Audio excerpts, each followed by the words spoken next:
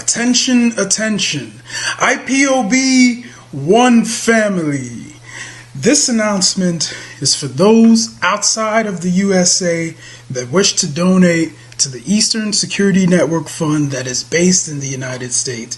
Because of the fees that donators have to pay the bank when sending wires, we recommend that if you're sending less than $250, that you donate through the IPOB USA website. It's fast, simple, and less expensive for you. Go to our website, www.ipobinusa.org/donate. That is www.ipobinusa.org/donate and make your contribution. When it comes to keeping our people safe, every bit counts. After all, the security of our communities is our responsibility. Let's make this happen together.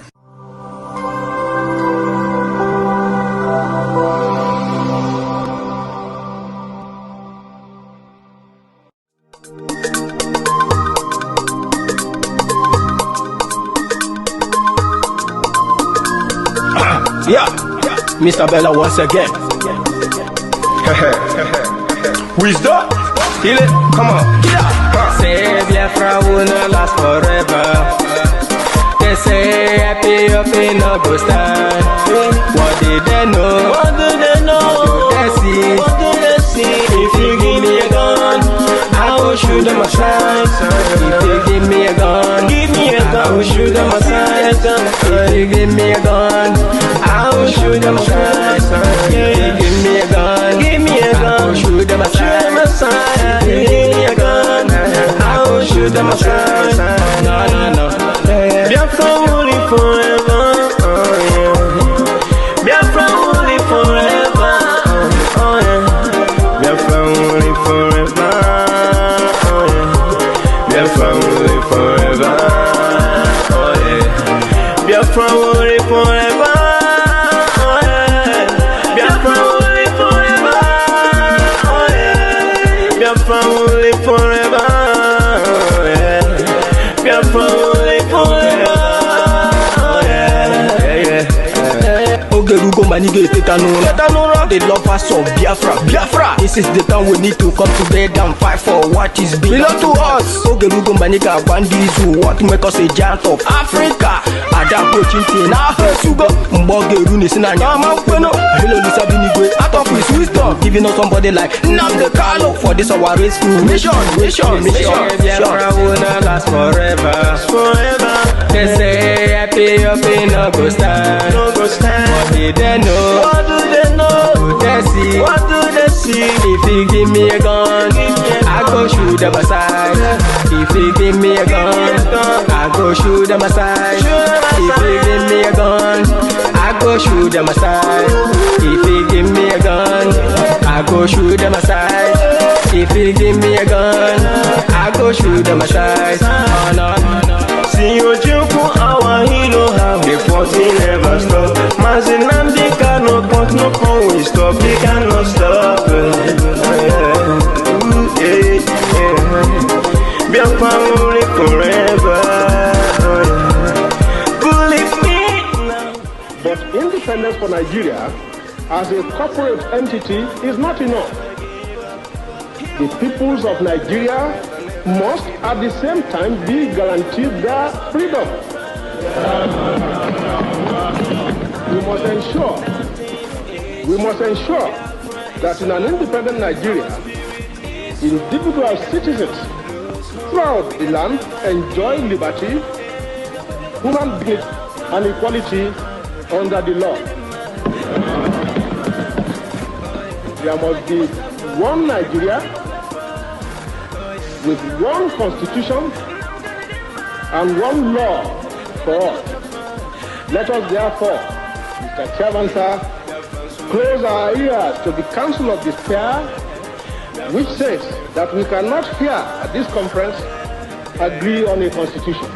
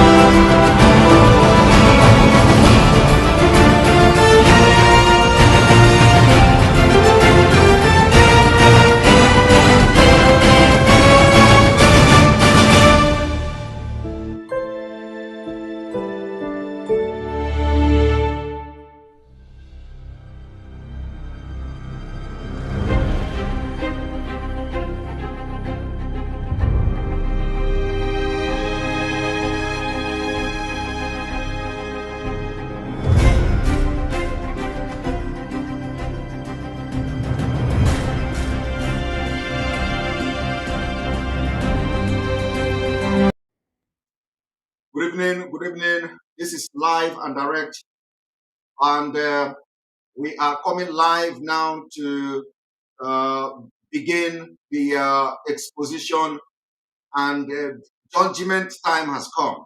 The judgment time on the governors. We will first of all expose the governors, where they have failed, how they have failed, why the people have given them vote of no confidence. So every governor in Biafra land, the media war has come to your doorstep. And after we have sensitized our people on how we have failed, because they don't know. People of Biafra don't know the level of impunity each governor in Biafra land have done. So we have beginning the exposition and teaching to sensitize you. Prepare your mind for the work ahead, because it is time for the political leaders in the Southeast. We have remembered them. What we are going to do is to teach you something you don't know, is to make you understand how these people are more than satanic, worshippers. How these people are the devil themselves. How the Southeast, South, and all the Eastern region governors and politicians has been able to, the Fulani have used them to subjugate you into slavery. How they have supervised genocide in Biafra land, and it is no longer acceptable that we continue to remain in power. We don't care how long it's going to take. We don't care when it is going to start happening. But our job now is to begin to teach the people. After teaching them, we will invoke the spirit of Biafra on every one of you in Biafra land. And you go after the political leaders, after the governor, because they have committed the crime against humanity. And because nobody is holding them responsible. We are going to hold them responsible, and we are going to tell them that the power belongs to you. Today, they have come to realize that nobody hear them, nobody respect them anymore, because people have come to understand the impunity in them. And now you have not known anything. You don't know anything yet. Wait until I finish the exposition and the teaching I'm about to do. I'm embarking on. Not today. I'm starting from the scratch. I am starting from, the scratch. So today I'm going to give you a small thing to think about. I'm going to give you a small exposition you can think about. I'm going to give you something that will make you will take to sleep. I'm going to give you something that you will go and tell people that are not watching this program, and tell them how evil the governors has become. And let me tell you, for some of you who do not understand how the government works and international law, you don't need to carry gun to go and shoot somebody to be indicted as a person who are accomplice or who is accomplice in genocide. If you are a government official, security officer of a state, chief security officer of a state, and you are unable to protect the life of the people, and the people doing the killing are the security agents, you are directly responsible for the crime. This has happened in almost all the states of Biafra land. In Abia State, we are going to start from Abia State today. In Abia State, we are going to start from Abia State. In Abia State, a lot of atrocities has taken place. A lot of crime against humanity has taken place in Abia State. We are yet to see the Southeast governors to come together with a kind of decisive decisions to bring the corporate, to bring the police people, to bring the security agents who participate in committing this heinous crime to book. They have refused to do that. Rather, they aid, abet them, they invite them to Biafra land, and they have continued to commit this crime unchecked. Now we have come to begin to expose them. By the time we finish this teaching, believe me, no politician, we'll start from governor. By the time we finish this teaching, no governor will be allowed to walk freely. No governor will be allowed to drive freely in Biafra land. They will be hunting them until they begin to bring the people, the police officers, the military officers who commit this various crime against humanity to book. And we want to see their resignation, because we have passed vote of no confidence on the 9th of August 2021. That is what it means. The people of Biafra have spoken, and they say, these people, this governor, do not represent our interests, and will not listen to them again. And for that reason, they have lost every legitimacy to continue to remain in office. I am going to prove it to you this evening. It is not just about propaganda. It is not just saying by the every norms available, all norms available, they have lost the legitimacy to continue to preside over any state in Biafra. And for that reason, we demand their resignation immediately. If they don't want to resign, let them wait until we finish this teaching. The anger of Biafra will be channeled to all the political leaders in the Southeast. It doesn't matter how long it's going to take, but we have embarked on the teaching this evening. So welcome to the program. And your life will never remain the same, because I am going back to those days you have forgotten. That is where we are coming from. We are going to be going back to some of events you may not remember anymore. And that is how the governors are complicit in this program. Before I start this program, I want to remind everybody what is going on. I want to remind the governors as well. I want to remind the political leaders as well, because they don't listen to what is going on around the world. I want to remind them what is going on in Afghanistan. Afghanistan, Taliban has taken over the country of Afghanistan, completely taken over. America is coming to pull out all their consulate and everybody in America in Afghanistan. They have sent troops. They are pulling them out of Afghanistan, and this is what is going to happen to Nigeria in case the governors don't know what is coming to them. Do you know how many years it takes Taliban to take over Afghanistan? Do you people know? You don't know, because you don't read history. You know how many years it took Taliban to have come back today to take Afghanistan? You don't know. You don't know. And do you know what the America is going to do? The America is only going to be analyzing it on CNN. By the time they invade Omahi's village, America CNN will be announcing it. That is, somebody said 20 years. So somebody said 20 years. By the time they invade Hope Uzodinma, CNN will be analyzing it. By the time they invade Obiano, CNN will be analyzing it. By the time they invade Okowa, CNN will be analyzing it. By the time they visit Ugwani, CNN will be analyzing it. And that is how, by the time they invade the white, CNN will be analyzing it. And the only thing the CNN will do is to come and sit and they have news to analyze. And they will be analyzing it. So before I start this evening, I want you to have a picture of what is to come to Nigeria if we do not hold the political people, political position holders, political leaders in Biafra land to ransom, and we are going to hold them. But we are not going to do it yet. I want to teach you first, so that any day you are holding them, any day you are hunting for them, you know what you are doing. Any day you are going to rise up and go to government house, to take over the government house in Biafra land, you will know why you are doing it. So I want you to hold on. Don't do it yet until you have been fed with the things you need to do. Now, I want you to watch what I'm about to do. One moment.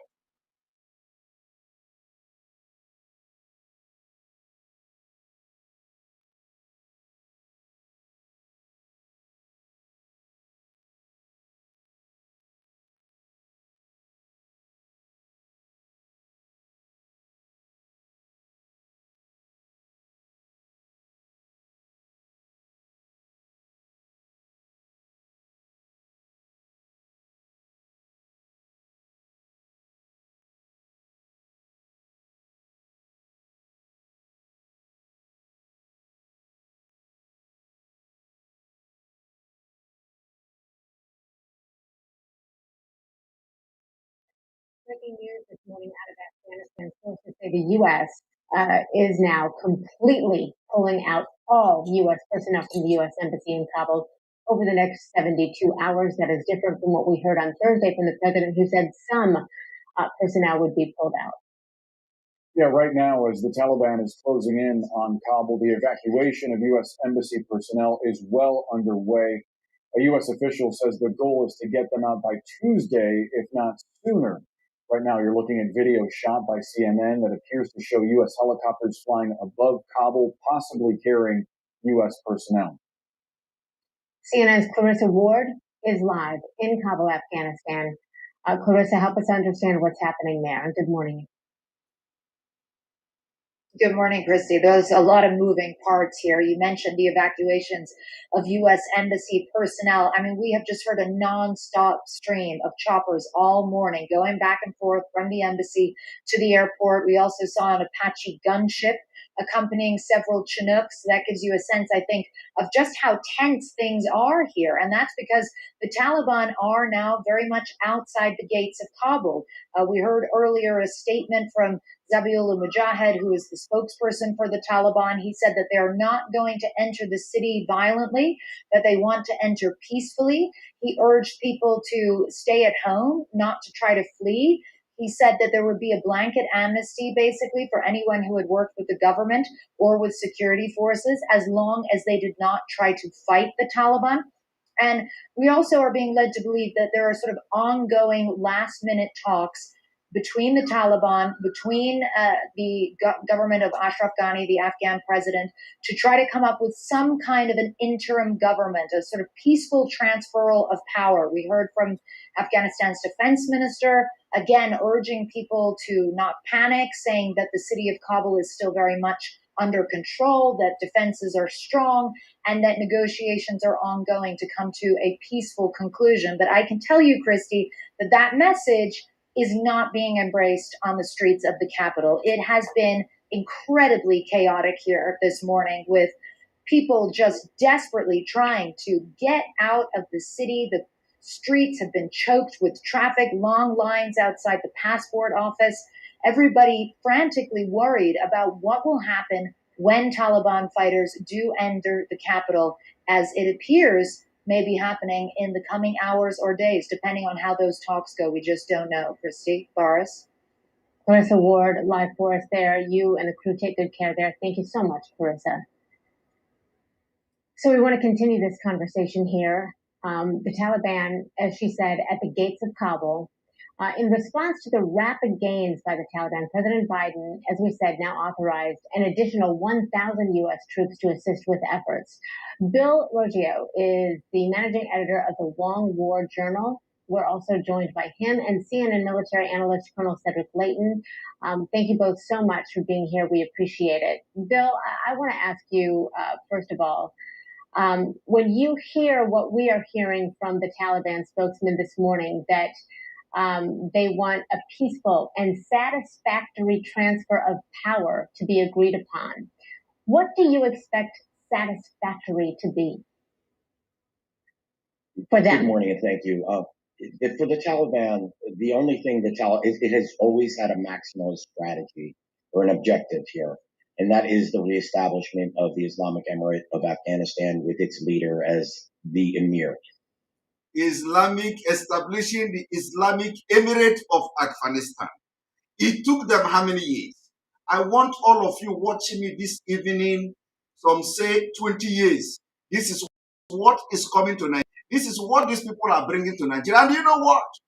By the time they come to Nigeria, CNN will be analyzing you like this. CNN will be analyzing you like this.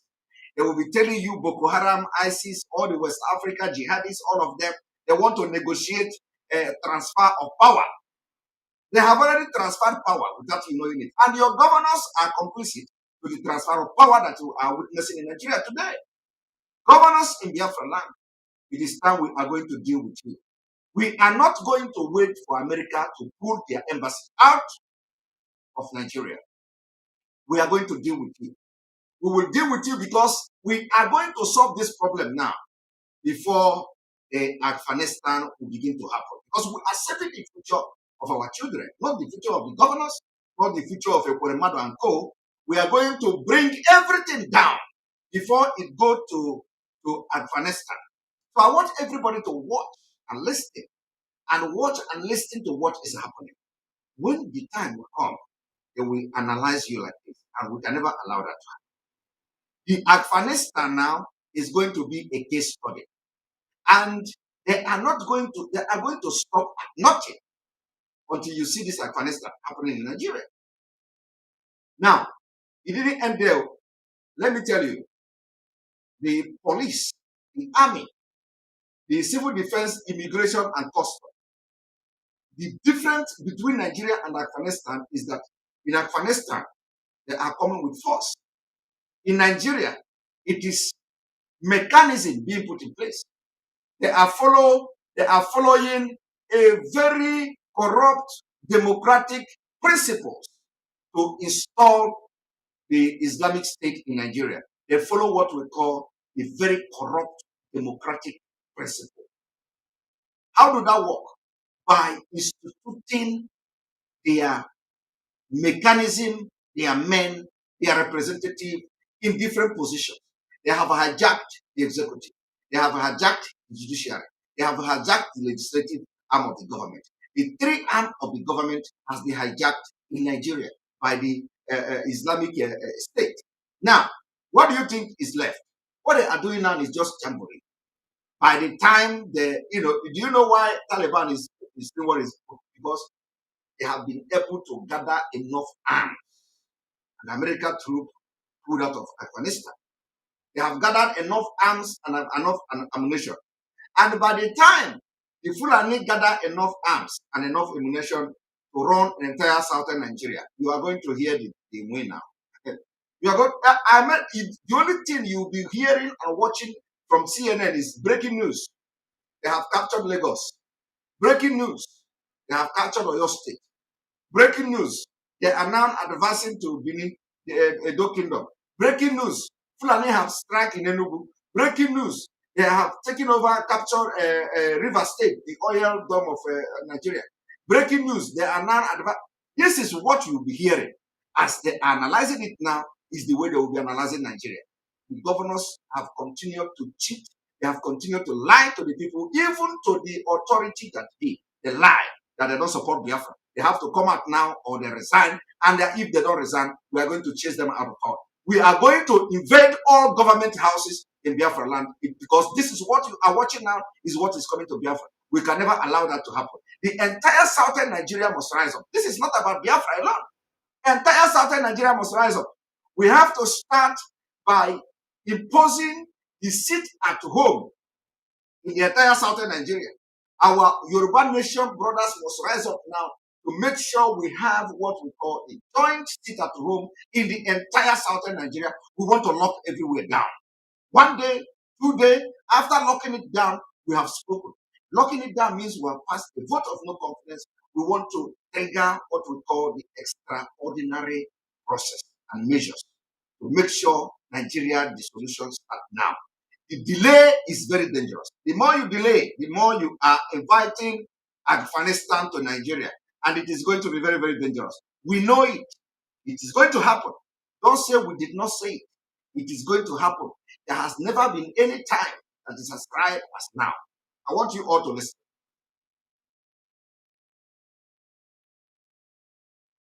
The Taliban have used negotiations as a ruse, as a smokescreen. We should never trust the Taliban when they're talking peace. They do want peace. It's not our version of peace. It's the Taliban's version of peace. It's the peace of the Taliban, and it won't be peaceful for the Afghan people.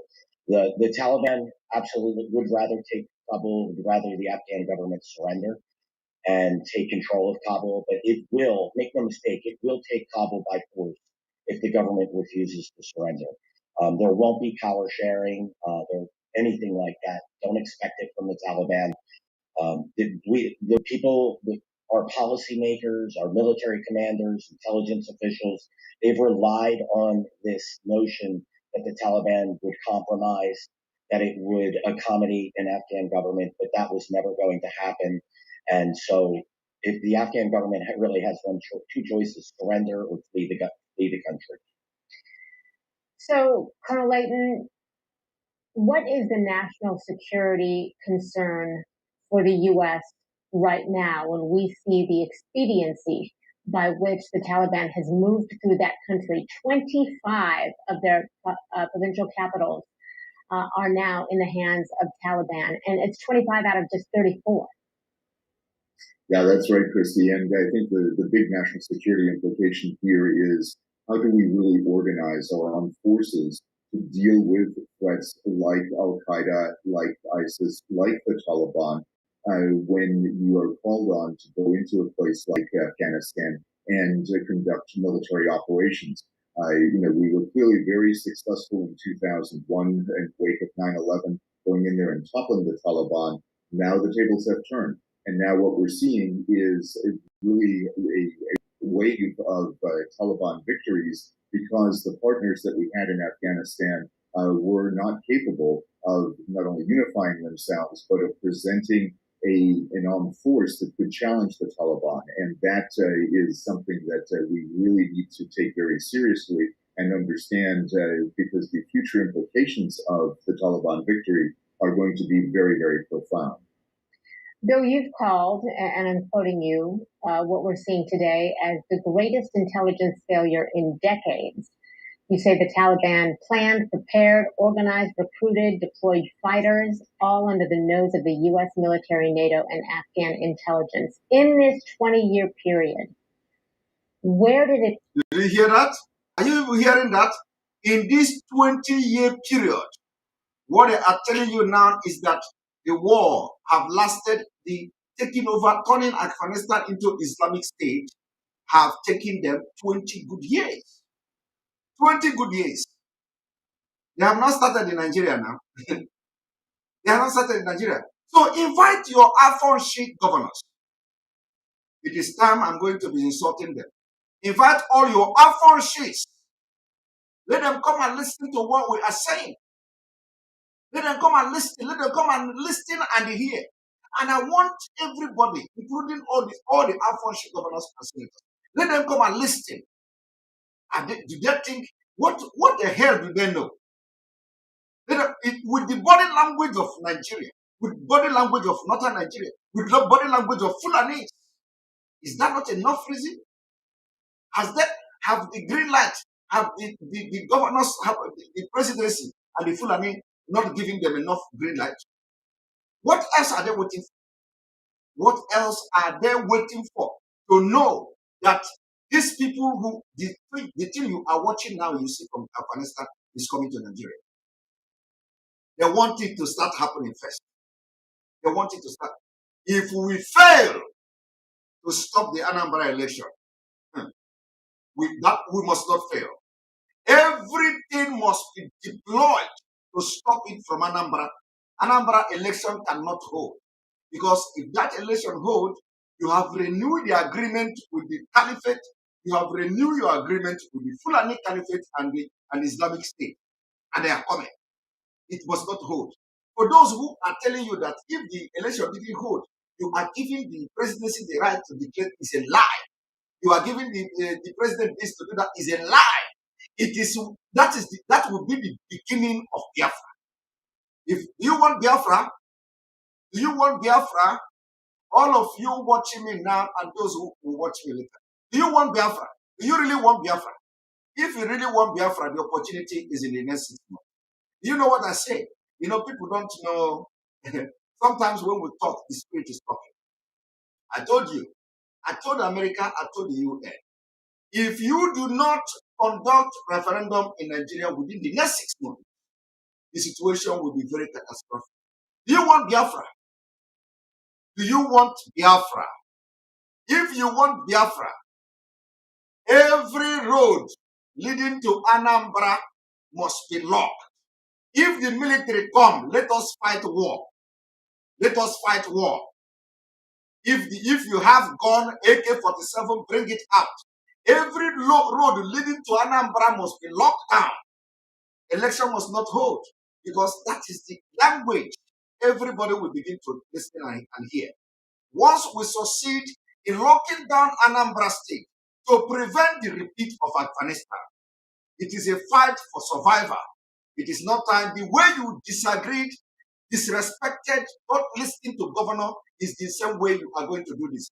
It is not just IPOB. Every Biafra must rise up to make sure that Anambra election don't hold. They deceive you. They will deceive you and say, if you don't give election, they are going to write result anyway.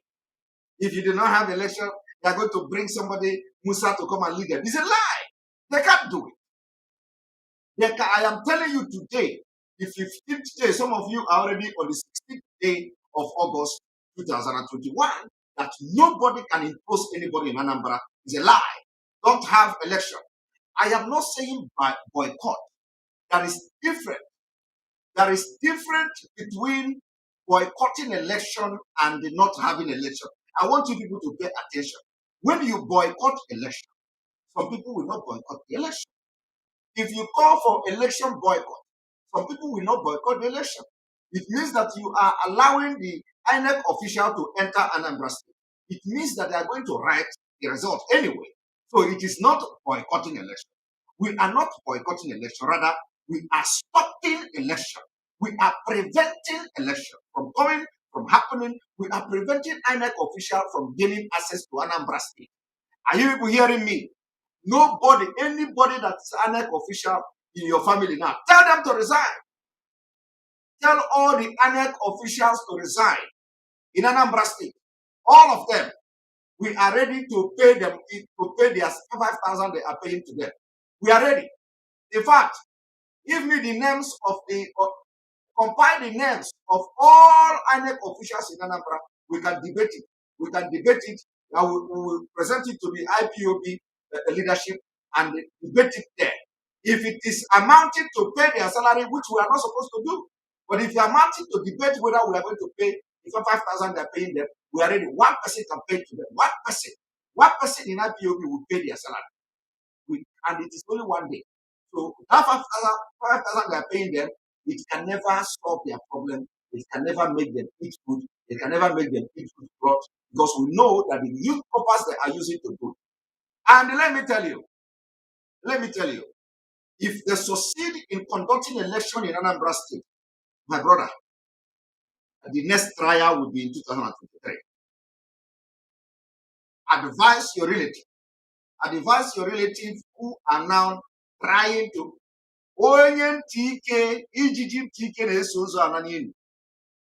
if you have a brother and sister saying that he is now one of the electoral officers, my brother, let the person go and write his or her will.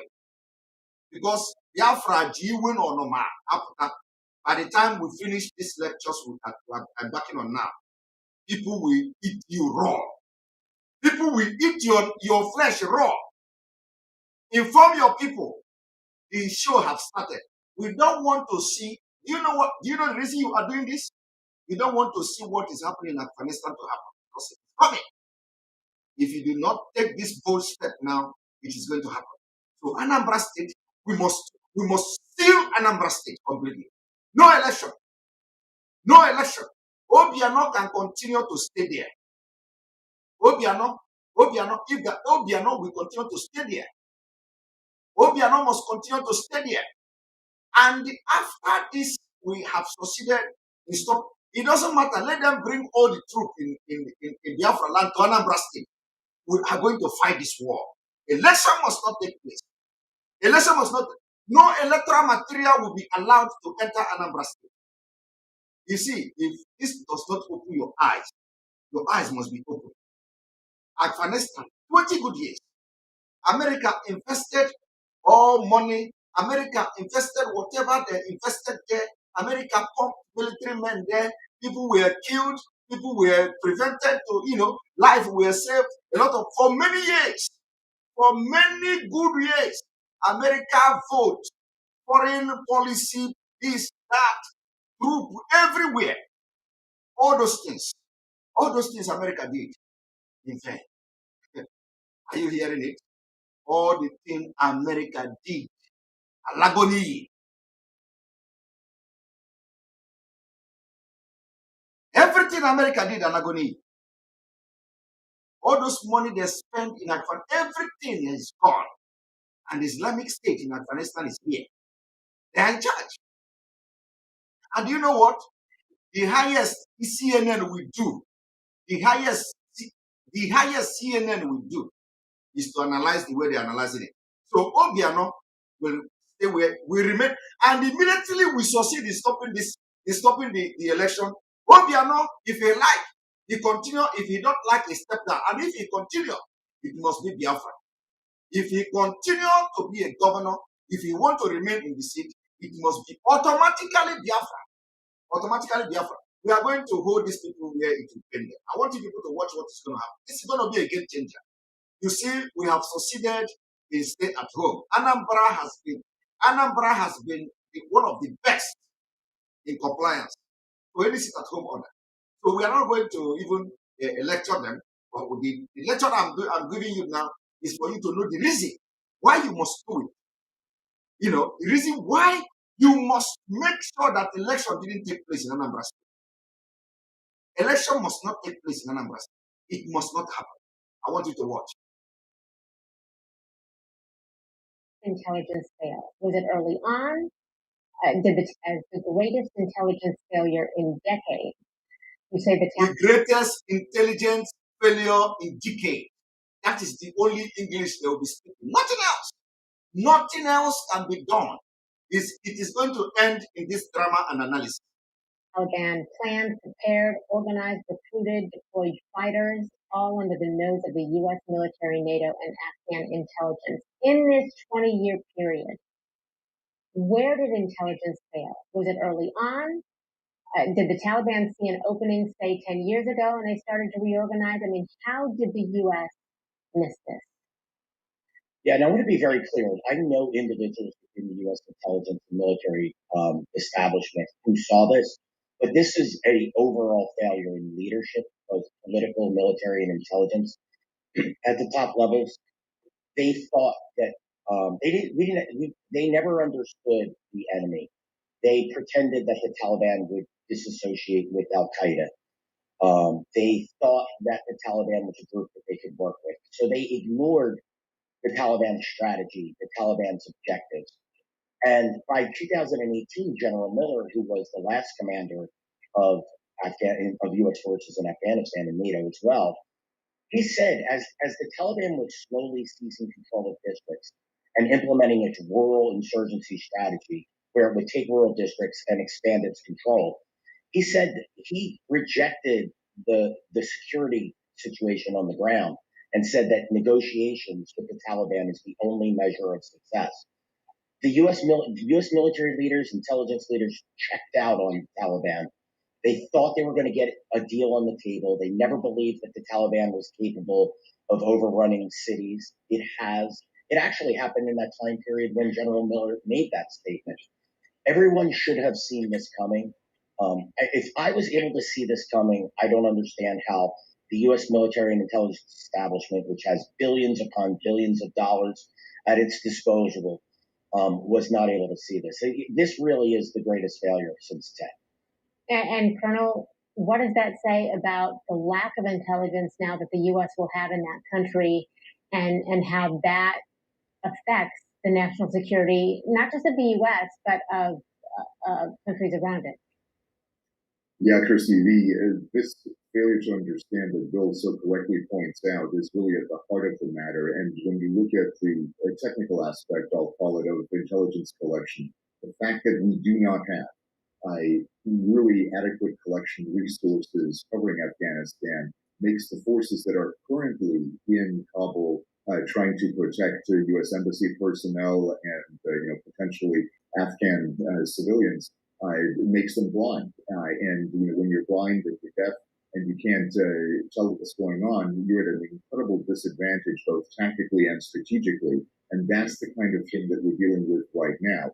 In the future, this is going to be a huge issue because the Taliban can do many things even when we're watching them. They can really do a lot of stuff when we're not there watching them, at least not watching them in the way that we need to watch them, with assets on the ground in an area that can actually collect information and analyze that information. It's a failure of collection, it's a failure of analysis, and it's a failure of putting all of this together and making meaningful intelligence available to our policymakers and leaders. Colonel Cedric Layton. Thank you very much. Thank you very much. Let me tell you. You don't know. Let me tell you. You have just watched it. Now, let me show you just a brief of the cost of life and money in Afghanistan for these 20 years. I want to show you one moment. Because people don't, you see, Nigeria, you are eating egusi and Fulani Nama, all these governors, you have cook everywhere, go to kitchen every time, food is here, food is here. You eat your brain off. All the politicians, from a Kuremad, all of them. Let me tell you, I am going to be very hard.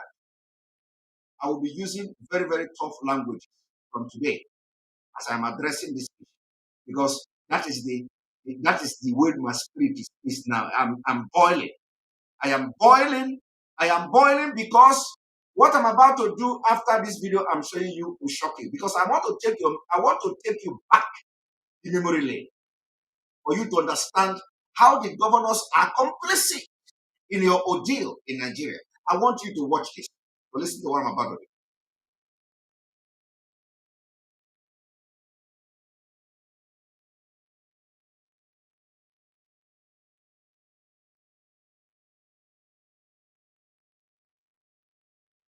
Now, this is the cost of Afghanistan war. The cost of Afghanistan war. You see, much of the data below is from Linda Bems of Harvard University Kennedy School and from the Brown University Cost of War project, because the United States between 2003 and 2011 fought the Afghanistan and the Iraqi war simultaneously, and many American troops served in both wars. Some figure, as noted, cover both post 9/11 U.S. wars, and then let us start. The percentage of the U.S. population born since 2001 attack plotted by Al-Qaeda leaders who were sheltering in Afghanistan. Now let us continue. America servicemen killed in Afghanistan. America service members killed in Afghanistan through April is about 2,448 persons. 2,448 servicemen. U.S. contractors killed in Afghanistan, 3,846. Afghan National Military and Police, Afghan National Military and Police killed by Taliban, 66,000. 66,000 killed trying to prevent Islamic State. Other allied service members, including from other NATO member states, 1,144 people killed, soldiers. And then it comes to civilian. Afghan civilian killed 47,245. Now, Taliban and other opposition fighters, 51,000.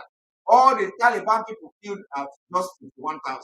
Now, aid workers killed in Afghanistan, 444. Journalists killed in Afghanistan, 72. Now, I found after nearly 20 years of U.S. occupation, percentage drop in front mortality rate since U.S. Afghan and other allied forces withdraw the Taliban government, which had sought to restrict women and girls to the home, about 50.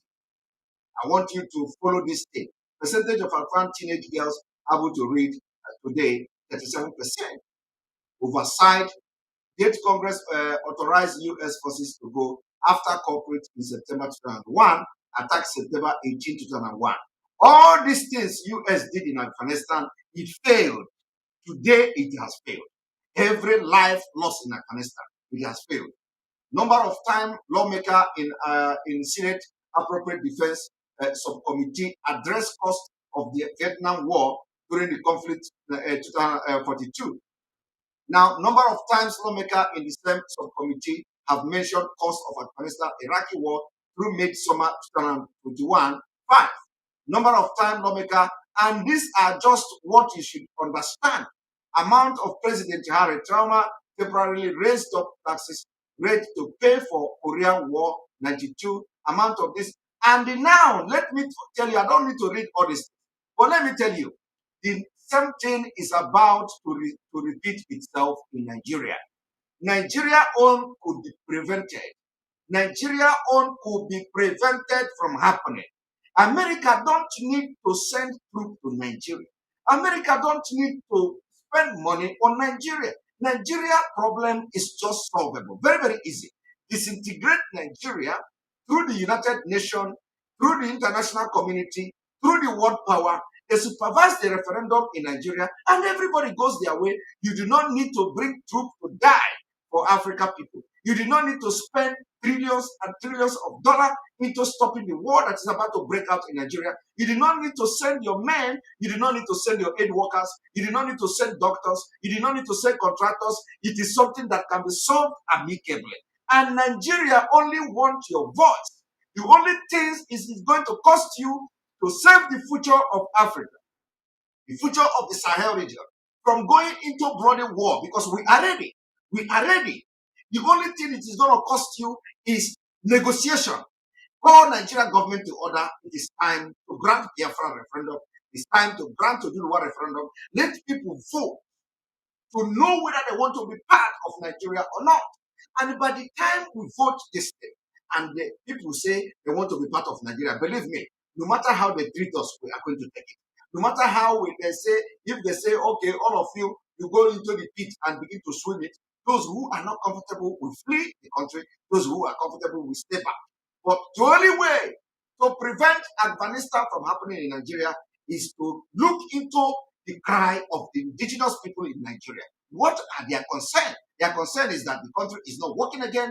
Their concern is that the country itself, they were not consulted when the country was formed. The British agreed they made a mistake. The people who were the main people that joined Nigeria together, joined everybody together, even come back to realize it was a mistake. They confessed. They confessed it was a mistake. So I am now raging because there is only one solution to this.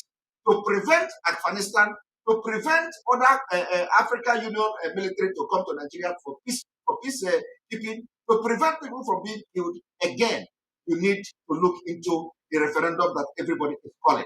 Yorubas are calling for referendum. The Biafrans are calling for referendum. Even if Niger Delta say they want to go on their own, we are ready to allow everybody who want to go to go. We have had enough. But the point is that those Biafrans, those who belong to Biafra, we are going to ask them to vote whether they are coming with us or they are not coming with us. And if they say they are not coming with us, go goodbye to them. So the only way to solve this problem is by referendum. Otherwise, let me tell you, your governors cannot see this coming. They don't see it because they are in the office. They are governors. They have power. You know, power is like intoxicated. You know, power intoxicates a lot of people.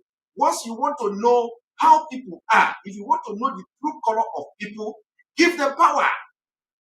If you want to know whether somebody is your friend, let the person get power.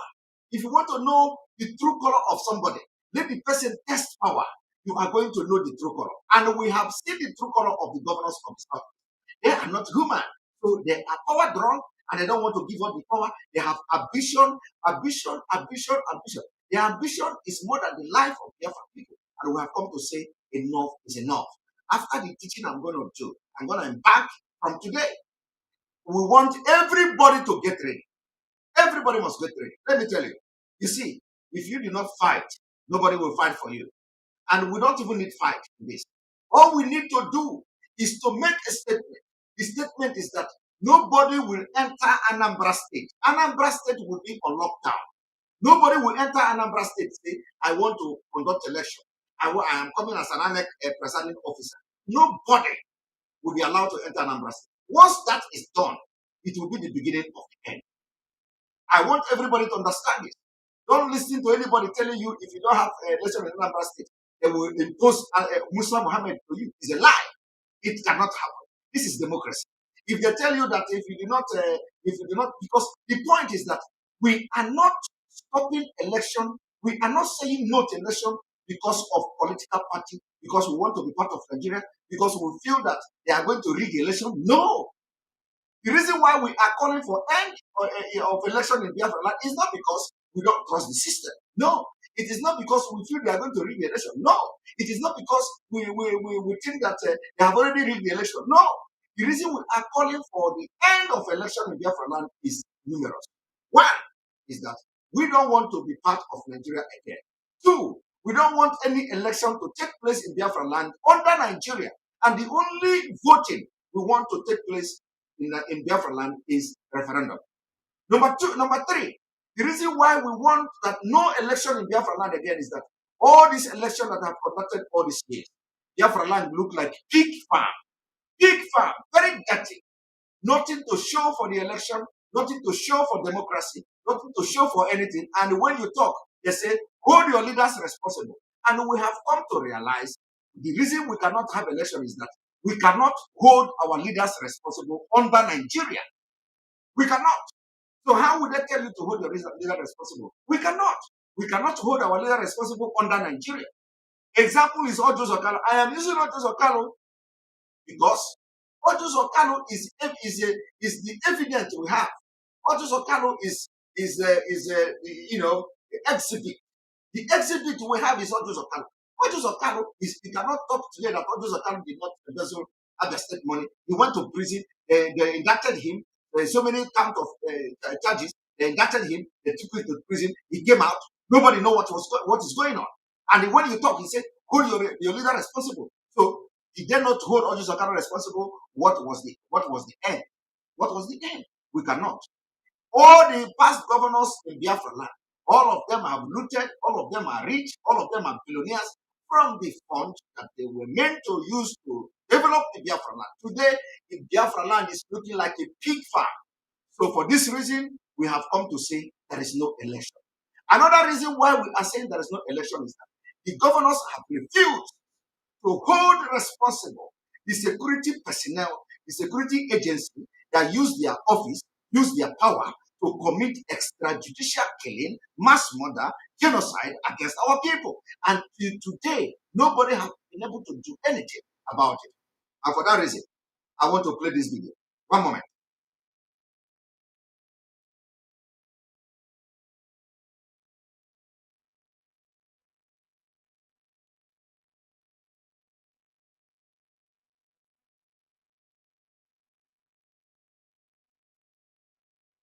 I said, I am beginning to bring your memory back. I want you to pay attention to this.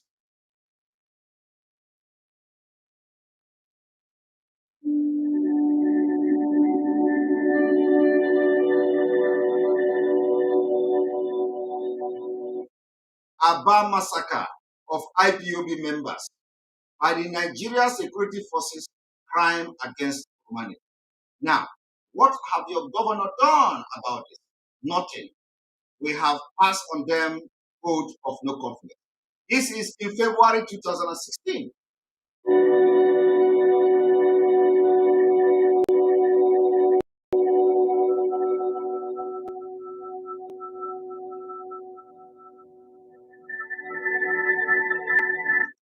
They killed IPOB members. Their body were dumped along Aba Port Harcourt Expressway, 10 minutes away from 144 Artillery Brigade Asa, Abia State. These men weren't dead when the police took them away. Today, they are dumped there. I want you to take note of this. The governors are complicit. The governor of, this is not about OKC Pasu.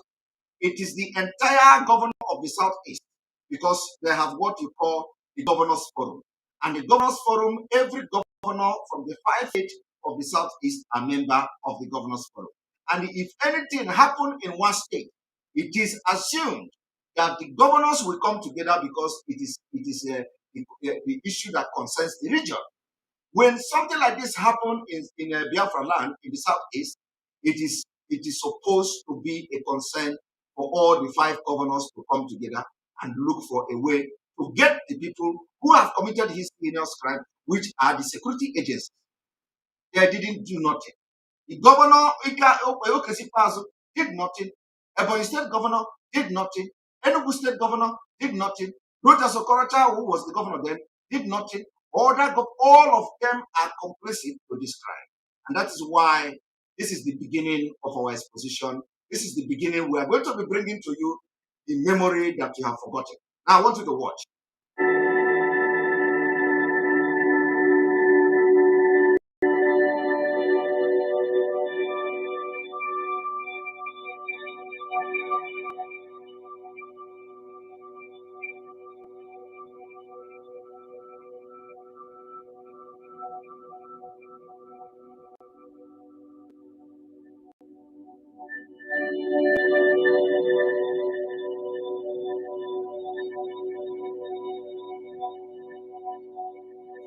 You are looking at your fellow brothers and sisters, the members of the indigenous people of Biafra IPOB. People have died for the struggle for Biafra. This was in 2016. People have paid ultimate price. Do you see why a lot of people don't know what has possessed them?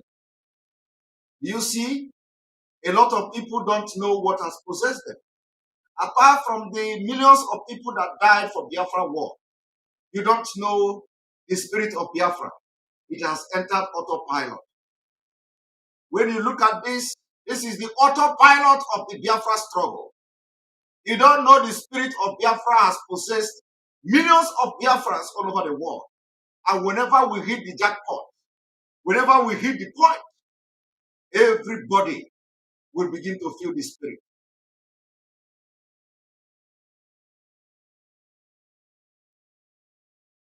When we hit the point, everybody will begin to feel the spirit.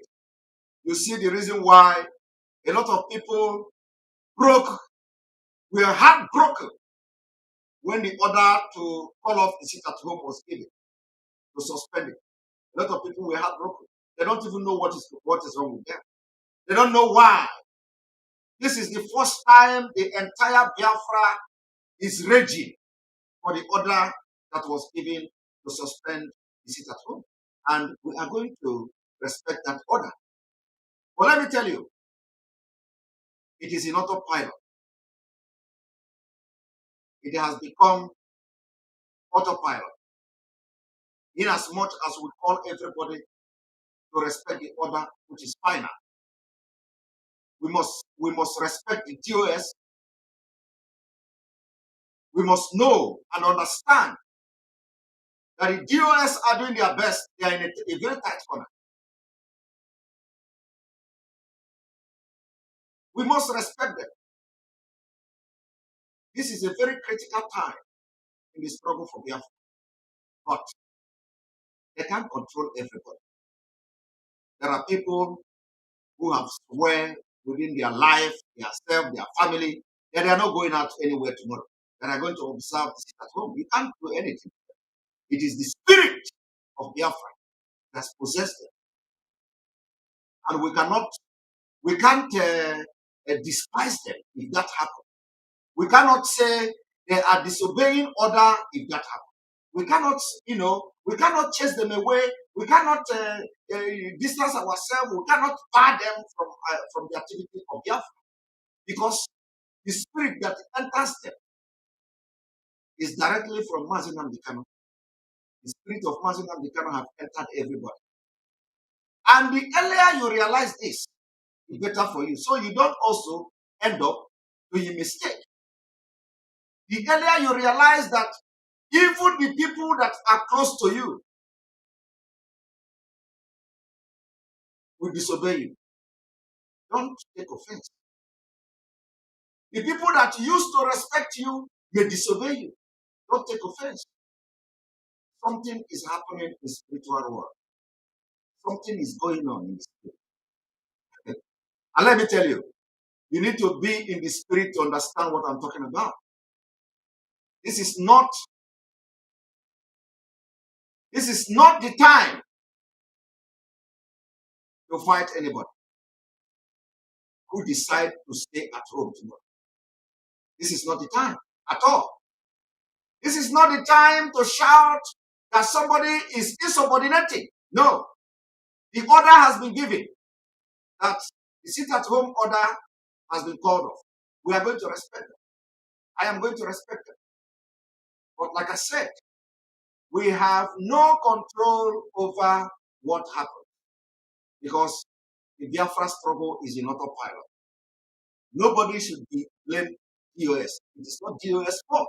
What is happening now is going to take a lot of time for people to understand. And you should be surprised. You should be surprised.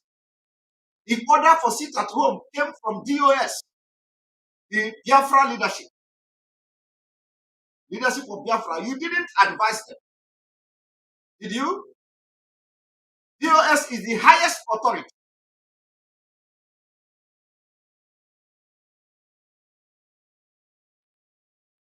didn't advise them to give that order. And when that order was being given, DOS, the leadership of Biafra, did not consult you. They didn't consult you. The order came. And what did we do? We have to support the order. When people came against it, we have to explain to them the reason they must not come against it. But you know what?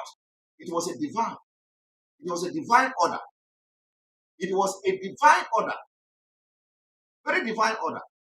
Because when the leadership of Biafra was giving that order, they didn't know. They didn't know how Biafrans will take that order. It was like something very impossible. But let me tell you, it was spiritual. It was spiritual. It was not ordinary. It was a very big, very, very big step.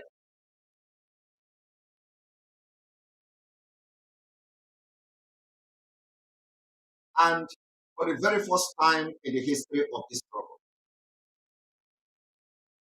not just people back home, every Biafran all over the world were outraged by the sudden call-off of the sit at home by our leader. And we are going to obey it. We are going to obey it. Looking forward that the Spirit will also lead the leadership of the Biafra movement to come up with something very urgent. Because October is far. October is far.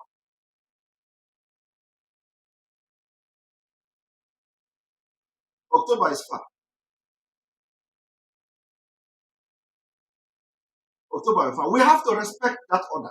And I am appealing to everybody to respect it. You don't need to, it is ordered, but like I said, the Biafra has entered autopilot. A lot of people are being possessed by the spirit of nnamdi kanu, and they don't know it.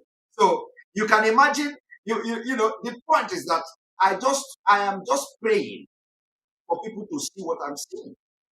Because I am seeing something others don't see. I'm seeing something that very few people are seeing. That is why I say the spirit of Biafra, the spirit of nnamdi kanu has possessed a lot, not just millions. That even this tomorrow, we have caught the order to sit at home is off. But let me tell you, people will not come out. And what I'm saying now is that don't blame them. Don't blame them. They are under the control of the Biafra spirit. And it's for a purpose. We must not chase this spirit away. This is the spirit of freedom. This is the spirit of victory. We must not chase it away. Because the consequences of chasing the spirit away will be overwhelming. We may do right decision, we may do wrong decision. It doesn't matter. But identify when this extraordinary spirit has entered you. Identify when the movement has entered autopilot. And pray for wisdom, for God wisdom, for Chukwu Okike Abiama wisdom, to be able to make everybody fit in. Because it is going to be very disastrous. People don't know what I hope that the people that matters are listening to this. It is going to be very, very disastrous. Remember what I said. It is not a prophecy. It is a message, direct message from God. I said the struggle has entered autopilot, which is a very dangerous phase that we may have no control over what happened. When I said this thing, there were no order. Nobody knew that order was coming. Nobody knew that anything was going to happen. Nobody knew that people are going to say, we want to stay at home. Nobody is going to know that the order will come and they will cancel it. Nobody, but you see, it is this dangerous phase I'm talking about. So we are now praying for God to give the leadership the wisdom, The wisdom that they will use to make sure that no matter how strange people feel in this situation, no matter how powerful the spirit is controlling them, no matter how let not despise nobody. Let not condemn nobody. Let not come to physical fault. Let not accuse anybody of insubordination, of this, of that. No, it is not the time for that. If we do that, it is going to cost us something. It is going to cost us a lot of things. We must not go to that extent of, anybody that stay home tomorrow, we are going to label him. We are going to, because they are not in control of what they are doing. They are not in control. I am telling you that if all of you watching me today now, all of you watching me here now, if they ask you now, you say you want to stay home. But you don't know what is controlling you. So we must identify when the spirit of freedom and the spirit of victory has entered our people. What we have to do is to harness the spirit. Harness. Now I want to show you something. Continue to watch.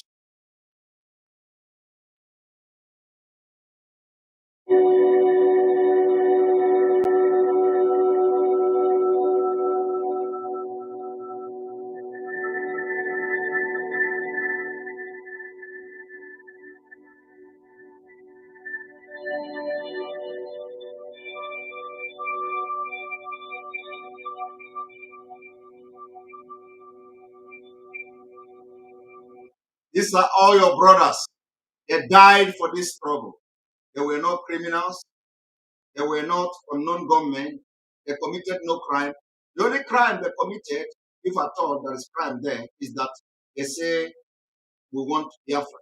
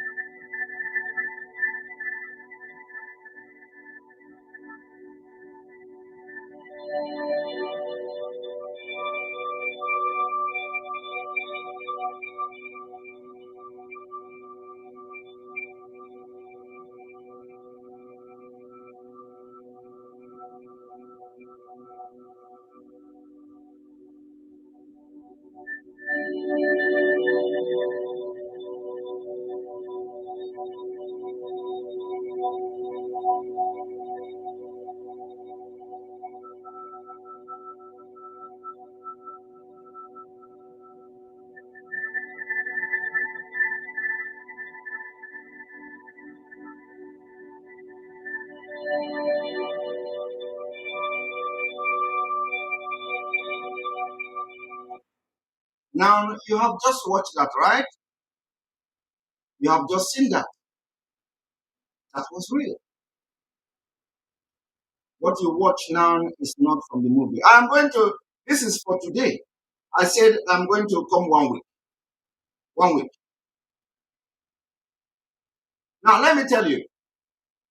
Do you see why the governors are no longer be allowed to continue to rule over the people in Biafra land?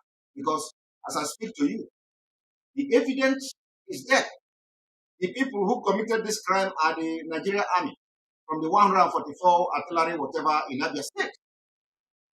The Southeast governor are yet to do anything about it. Since 2016, the turn blind eye, it is a forgotten issue. We did not forget. We did not forget. And we will not forget. So we have come. We have come to tell them that it is over. It is over.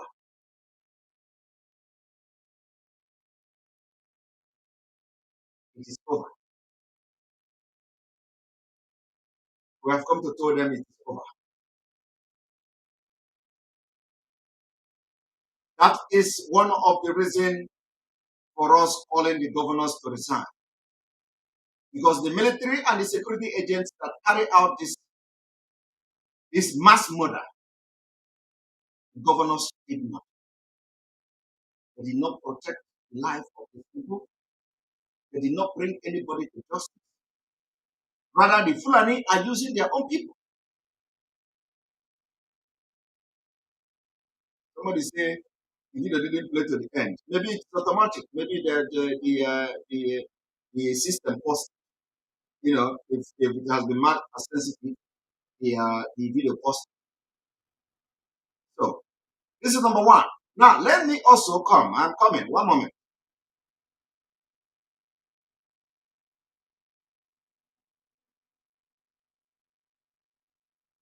I want you to have at the back of your mind what is going on in Afghanistan. Remember, the first video we played is the CNN analyzing Afghanistan.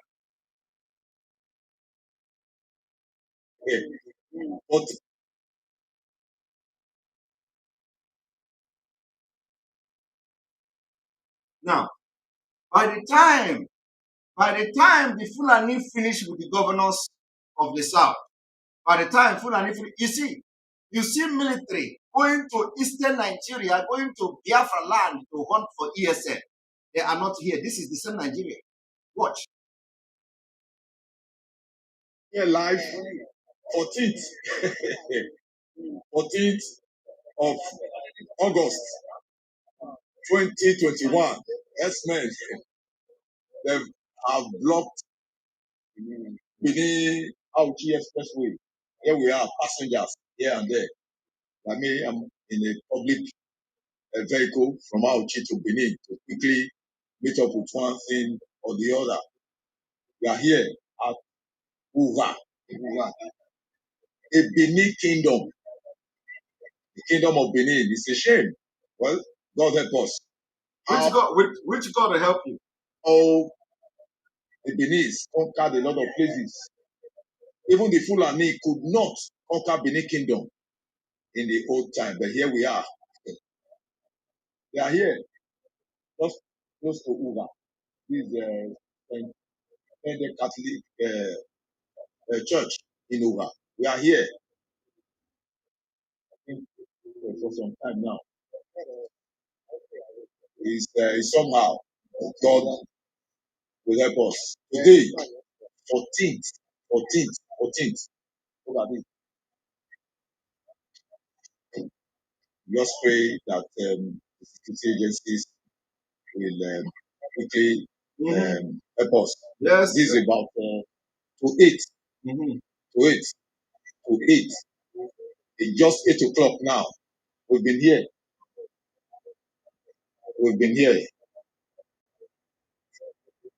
Fulani herdsmen. Look at. To Benin. We are in Uga.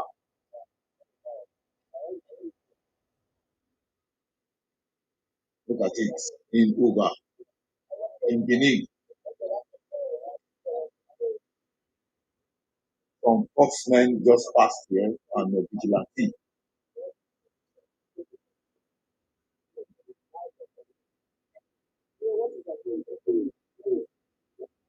So by the time they are ready, by the time they will be ready for you, like they are doing in Afghanistan now, you will not even have the opportunity to stay like this and video. What they are doing now is ordinary kidnapping now. They are coming. You see, when they say nothing, Afghanistan is 20 good years. 20 good years. And you know what? When they finish in Afghanistan, they were going to send some men down to Nigeria is a big target. Nigeria is a big target. You don't know? You don't know that Nigeria is a big target? They are pumping money. They are sending all of them from Central African Republic, from everywhere to Nigeria. It's a big target. Nigeria is a big hit for the Islamic State. So stay there. If you do not rise up against the governors now, these people will sell you out. They will run abroad. And then all of you will be killed. Just like the Taliban are advancing now in Kabul, the president is running. Everybody on the run. The president of Afghanistan on the run. The America embassy in Afghanistan on the run. Whether they have British there, or if everybody is on the run. Nobody can stay there because they have come to install Islamic State. It took them 20 good years. 55,000 of their people of the Taliban killed. Did not stop them. 20 good years. Today they have reorganized, re-strategized, well armed, and they have men recruited and trained them, and have taken over Afghanistan. And you don't know how big Afghanistan is, do you? You don't know. You know that in the mountain, in Afghanistan, in the mountain, hey, you know, people don't go and check map and see how big Afghanistan is. Now, one moment.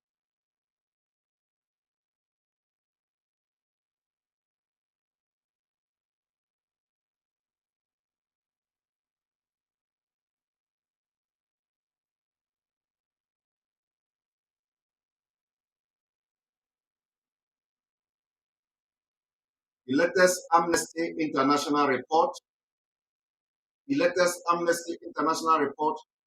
and the Southeast governors, Southern governors, or Eastern governors, they have done nothing about this. Nigeria, at least 115 people killed by security forces in 4 months in country Southeast. What have your governors done? What have your governors done? What have they done to investigate, set up panel of inquiry to know the Amnesty International report? Have you heard anywhere in the news that the Southeast governors reacted to the report of Amnesty International about the killing of unarmed IPOB members, unarmed Biafrans? Have you heard it? You cannot. You cannot hear. If you hear, just tell me. Did you hear anywhere where the governors have come as a governor of the region, the governors forum of the region, come to say we give press statement on the report? And of course, which is the report is fine. It is not like a lie. But did you hear the governors coming to make any move to hold Abba Kaere? Because he was the one who orchestrated this killing. Abba Kaere and other criminal Fulani, he had these policemen and military. Did you hear anywhere where the governor have come to say we are doing everything to hold them accountable and they must face the law for extrajudicial mass murder and genocide against our people? You did not see that. So the governors, their time is up. We cannot trust them anymore. They have shown that they are going to do everything to kill our people, to continue to be in power. So we are giving them vote of no confidence to resign, or we will resign them. It doesn't matter how long it's going to take us. But by the time we finish this teaching, the Biafra spirit will possess our young men, our young women, and we are going to resign the governors by force. We are going to take over the government house. We are going to resign them by force. And it is going to start from Anambra State. The Anambra State, no election. It's going to start from there because they have failed. They failed to carry out the reason why they elected them. They have not come to give statement on the Amnesty International report. They have not come to indict any policemen. They have not come to indict any military. They have not come together to give a voice, to give the people hope. They have not done it. And they are not going to do it. That's number one. I'm not going to go into detail reading all the reports from the Amnesty International. I'm not going to do that because I don't have that time yet at this point. Remember, a lot of things we are going to do. So I don't have the time to start to read, but I've just shown you that 115 people were killed in the South by security forces. Amnesty reported security forces killed in 4 months. Governors of the Southeast have not come to give any statement. Governors of the Southeast have not come to give concern, to show concern that these people, that 150 people that were killed, they killed them in their region, which is the South. And in the Southeast, you have what you call the Governor's Forum.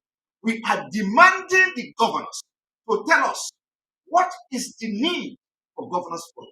We are demanding them to tell us what is the essence of having governors forum, the Southeast Governors Forum. If in the Southeast a report is coming that 115 people were killed and brutally murdered by the security forces, and they are yet to give statement. We are asking them, what is the reason for that? Before they are resigning, and before we are going to chase them away from the government house. We are going to chase them, chase their families. I want you to watch what I'm about to show you the next.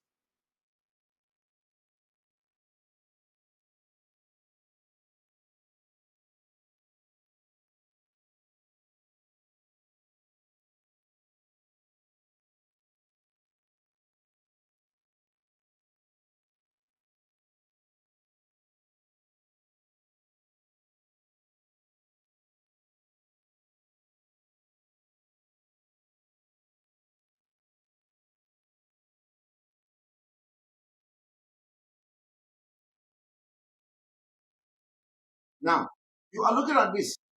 Abba Kaere, other police officers behind secret killing of 80 Southeasterners falsely labeled as IPOB members. Report. Now, I want you to tell me, I don't need to go into details to show you or read whatever the report say, but look at it. Look at the picture here. You see the smoke. You see the smoke of Abba Kaere. You see the men, their own is camera. They are very good in camera. Every time they go, they are taking pictures. They are using their phone to take pictures. I don't know whether people who are under threat, who are under attack, will have will have the guts to start taking pictures. Look at this one taking picture and carrying AK-47. Now, one thing I have to tell you, or is he a cameraman? Nobody knows. I think maybe a cameraman. So let me tell you. I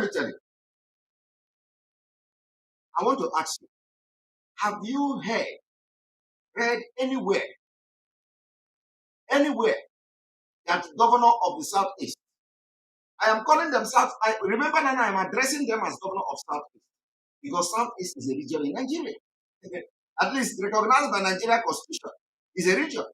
And I am asking you today, have you come across any report where the Southeast governors forum, I am not saying in the state where the people were killed. Remember, it is now I am bringing all of them together. I am not singling out state. I am saying governors forum.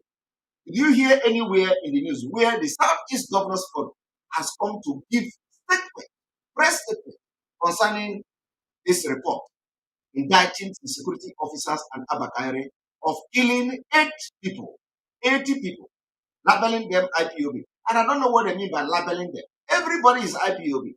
Now, if the governors have, till now, I'm making this video, refused to comment and they take decisive, but it is not just enough to give statement, taking a decisive measures to make sure they bring the security personnel who committed this heinous crime against their own people to go. They pay no attention. They don't care. Nonchalant attitude. They don't care who they kill and who they did not kill. So for this reason, we have given vote of no confidence to the governors. And they must resign. And if they don't resign, the remaining people that the Abba Kaere team did not kill, we are going to train them to rise up against the governors. And they are going to chase them away from the government house. That is the next level. That is the level where this agitation is now. Next level is that the governor demonstrated that they don't care about the life of the people. So the people have given them vote of no confidence. And we say, time, step down. The 5 of the governors, they must step down. And if they don't step down, our people are coming for them.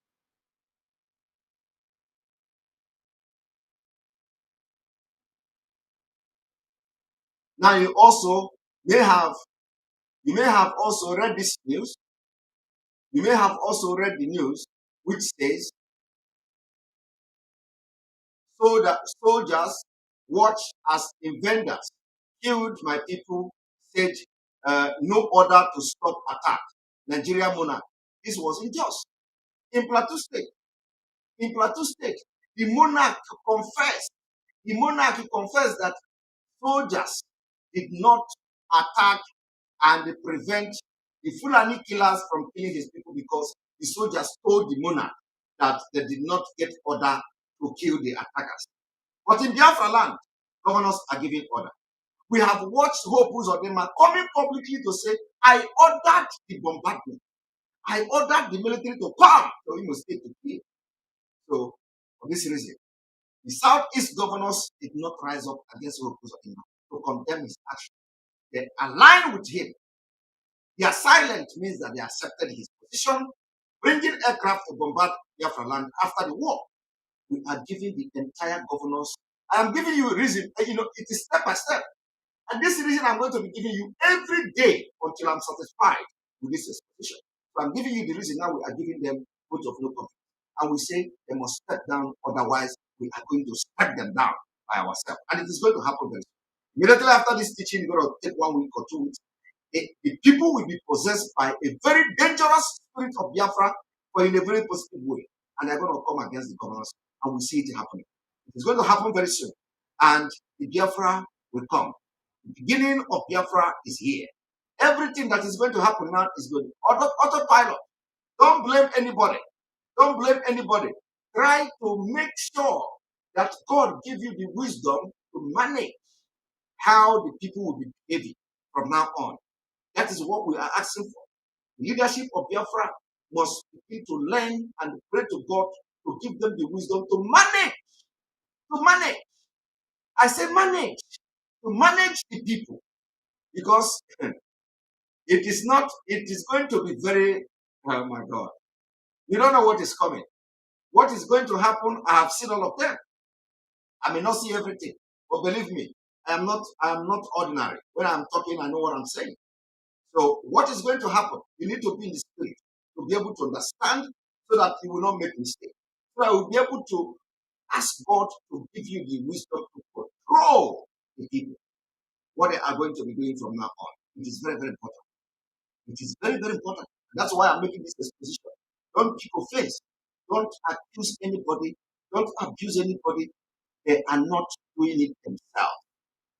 If anybody disobey you, don't get angry. The person is not doing it by himself. The person is not doing it by himself.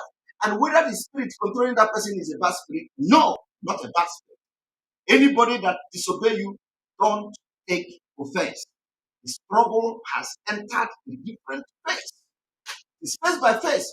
We are no longer in control, but let God give us the wisdom to manage the people. Very, very important. Very, very important. I am begging. It is very, very important. Let God give us the wisdom to manage the people. Let me not go too deep. I don't want to go too deep into this. But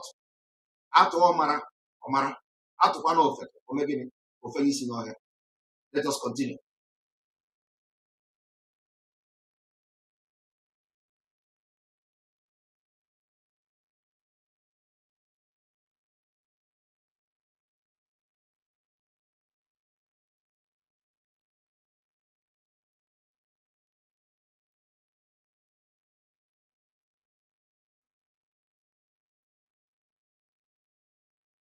Now, another reason we are giving vote of no confidence on the governors of the Southeast, and we are asking for their immediate resignation, and we are asking them to resign, otherwise we are going to resign them. Now, the killing of IPOB in Enugu State, let me tell you opinion of people. This is opinion. The killing of Ipob members in Enugu, this is an opinion. What is the opinion of this person? The opinion says, sir, my heart grieves with sadness as my attention is drawn to the recent incessant clash between members of indigenous people of Biafra. It was not a clash in Enugu. The security agents, which have again led to the death of many citizens in Enugu. It was not a clash in Enugu State a few days ago. Despite the fact that IPOB is a proscribed organization, and in spite of my long-established Pan-Nigeria credentials, I condemn in very strongest terms any extrajudicial killing of any IPOB member, any Igbo man or woman, and indeed any Nigeria without due process.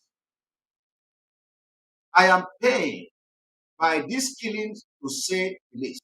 Why I commend Senator Enyinaya Abaribe for condemning these killings and calling on the government of Enugu State to establish a judicial panel of inquiry into the killing, I am surprised that the president of Ohaneze Ndigbo, John Nyanwodo, as at then, did not promptly react to this sad development.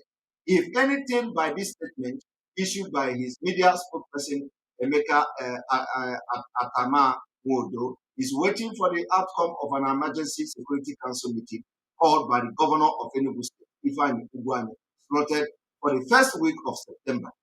You see, opinion, let me say, without equivocation, that the stick approach along adopted by the federal government in resolving the vexed issue of Ipob may not solve the problem, but end up being counterproductive, just like as it is being now, very, very counterproductive. The government should explore the alternative to stick as it had done with other even more violent groups in the country, with some measure of success to resolve the Ipob problem. The federal government must, amongst other things, consider the following 5 proposals.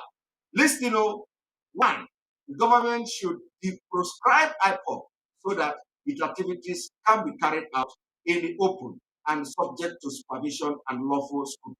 2, the government must consult with experts in conflict resolution mechanism to chart the way forward to amicable resolution of the pastoral crisis in Igbo land and indeed in Eastern region.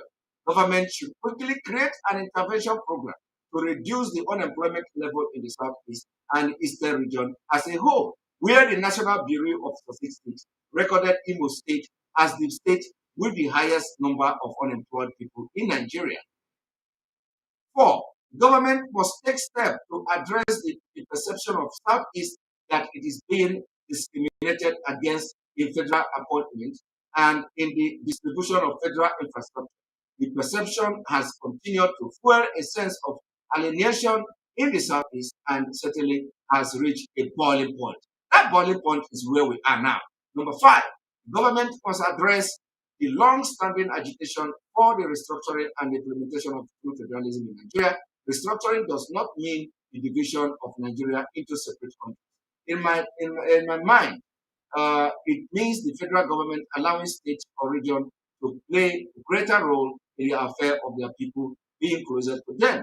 Finally, I call on the government to compel the security agencies to act with restraint, circumspection, and humanity when dealing with issues connected to Ipob to avoid any further bloodshed and escalation of crisis in the southeastern Nigeria, which may have been unpalatable spillover effect in the entire nation. Now, the question now is, this advice, has any governor in the Southeast listened to it and adhered to it? The answer is no. After the killing in Enugu, it is the responsibility of the entire governor of the Southeast to implement the suggestion and opinion of this person. They didn't do it. It is not just Ugwuanyi. We are holding the entire governor of the Southeast responsible because you have what we call the Southeast Governors Forum. That Governor Forum is to make sure they solve and discuss and resolve issues affecting the region. And the killing of Ipob members in Enugu is the issue affecting the region. Ipob is not only Enugu State people that are Ipob members. Ipob members is the entire Biafra people that comprise IPOB. For the fact that entire Biafra people comprises IPOB, anybody that is killed in any state, you have killed in all states of Biafra land.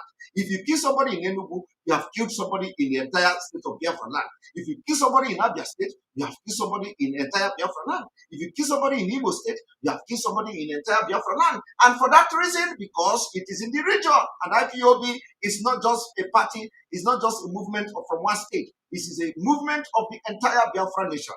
For that reason, the 5 governors of the Southeast are held responsible for the killing in Enugu State because they have failed to live up to the expectation, they have failed to live up to the responsibility, and we are passing a vote of no confidence. Because if they have listened to the opinion of so many people, you will not have the crisis you have in the Southeast today. They have failed and they have failed woefully. And they are not ready. They have not shown any sign of readiness to amend, address their way and amend their way and call the security officers who have committed this crime, make sure they face the law. They are not ready to do that. And we have come to see that they are not ready to do that. And the most heartbreaking part of it is that they don't even know that the Fulanis are coming. They have invented Ebony State Youth. Umahi cried. Umahi shed tears. Umahi protected Fulani. They came and they killed people in Ebony State. We are holding the entire 5 Southeastern governors responsible for all the killings in the entire Biafra. It is not going to be individual governors. No. All of them are going to be responsible. And that's what we have started this evening. And let me tell you, one moment.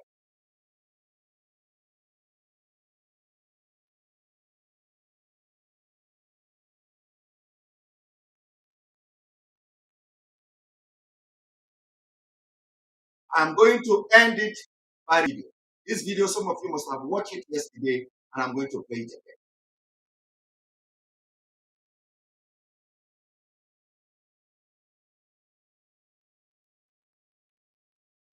At one paper without seeing all of the travails, the issues with IPOB, the sit-at-home order yesterday, the after effect of that, and the fact that there's some NECO students seating for their mathematics, a course subject, because of the sit-at-home order. Let's take it from there.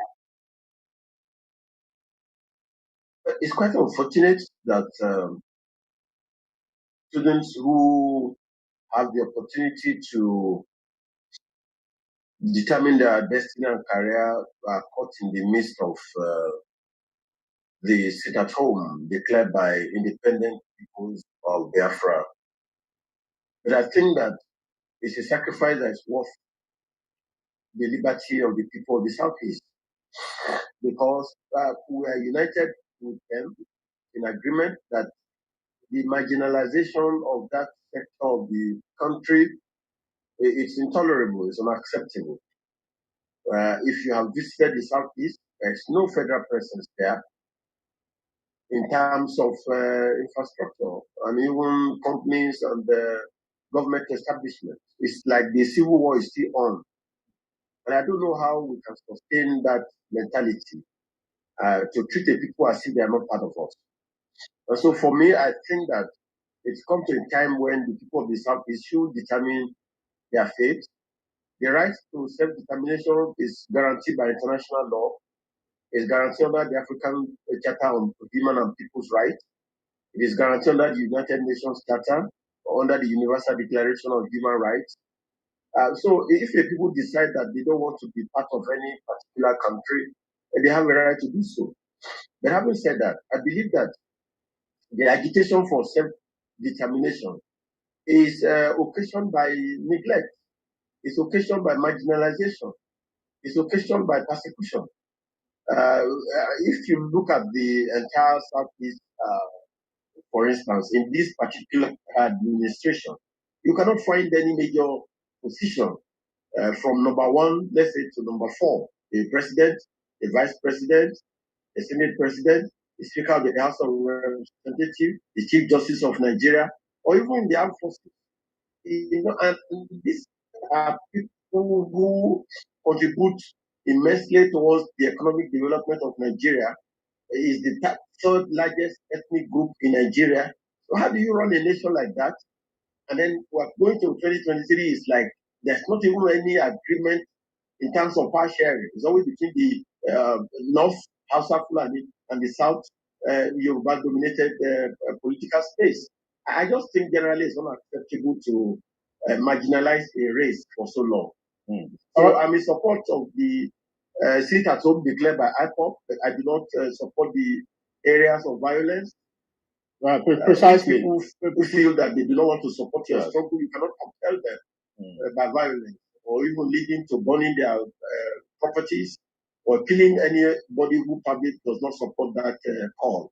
It is self-defeatist for a house to be divided against itself. So in that regard, I think that there was some extremism on the part of IPOB in trying to enforce the sit-at-home through violence and repression. Because what you are suffering in the hands of the Nigerian state, you cannot then impose it on your own people. Otherwise, charity should always begin at home. Thank you. All right, well, thank you. Let's interrogate some of the concerns you've raised. You identified the fact that, well, self-determination is guaranteed under international protocols. Nigeria is a signatory too. And also the right to civil disobedience is also, allowed in the Nigerian constitution. But the mode and pattern that we are seeing, which is playing out in the South, especially within this group called the IPOB, prescribers that are you concerned that it's taking extremist damage?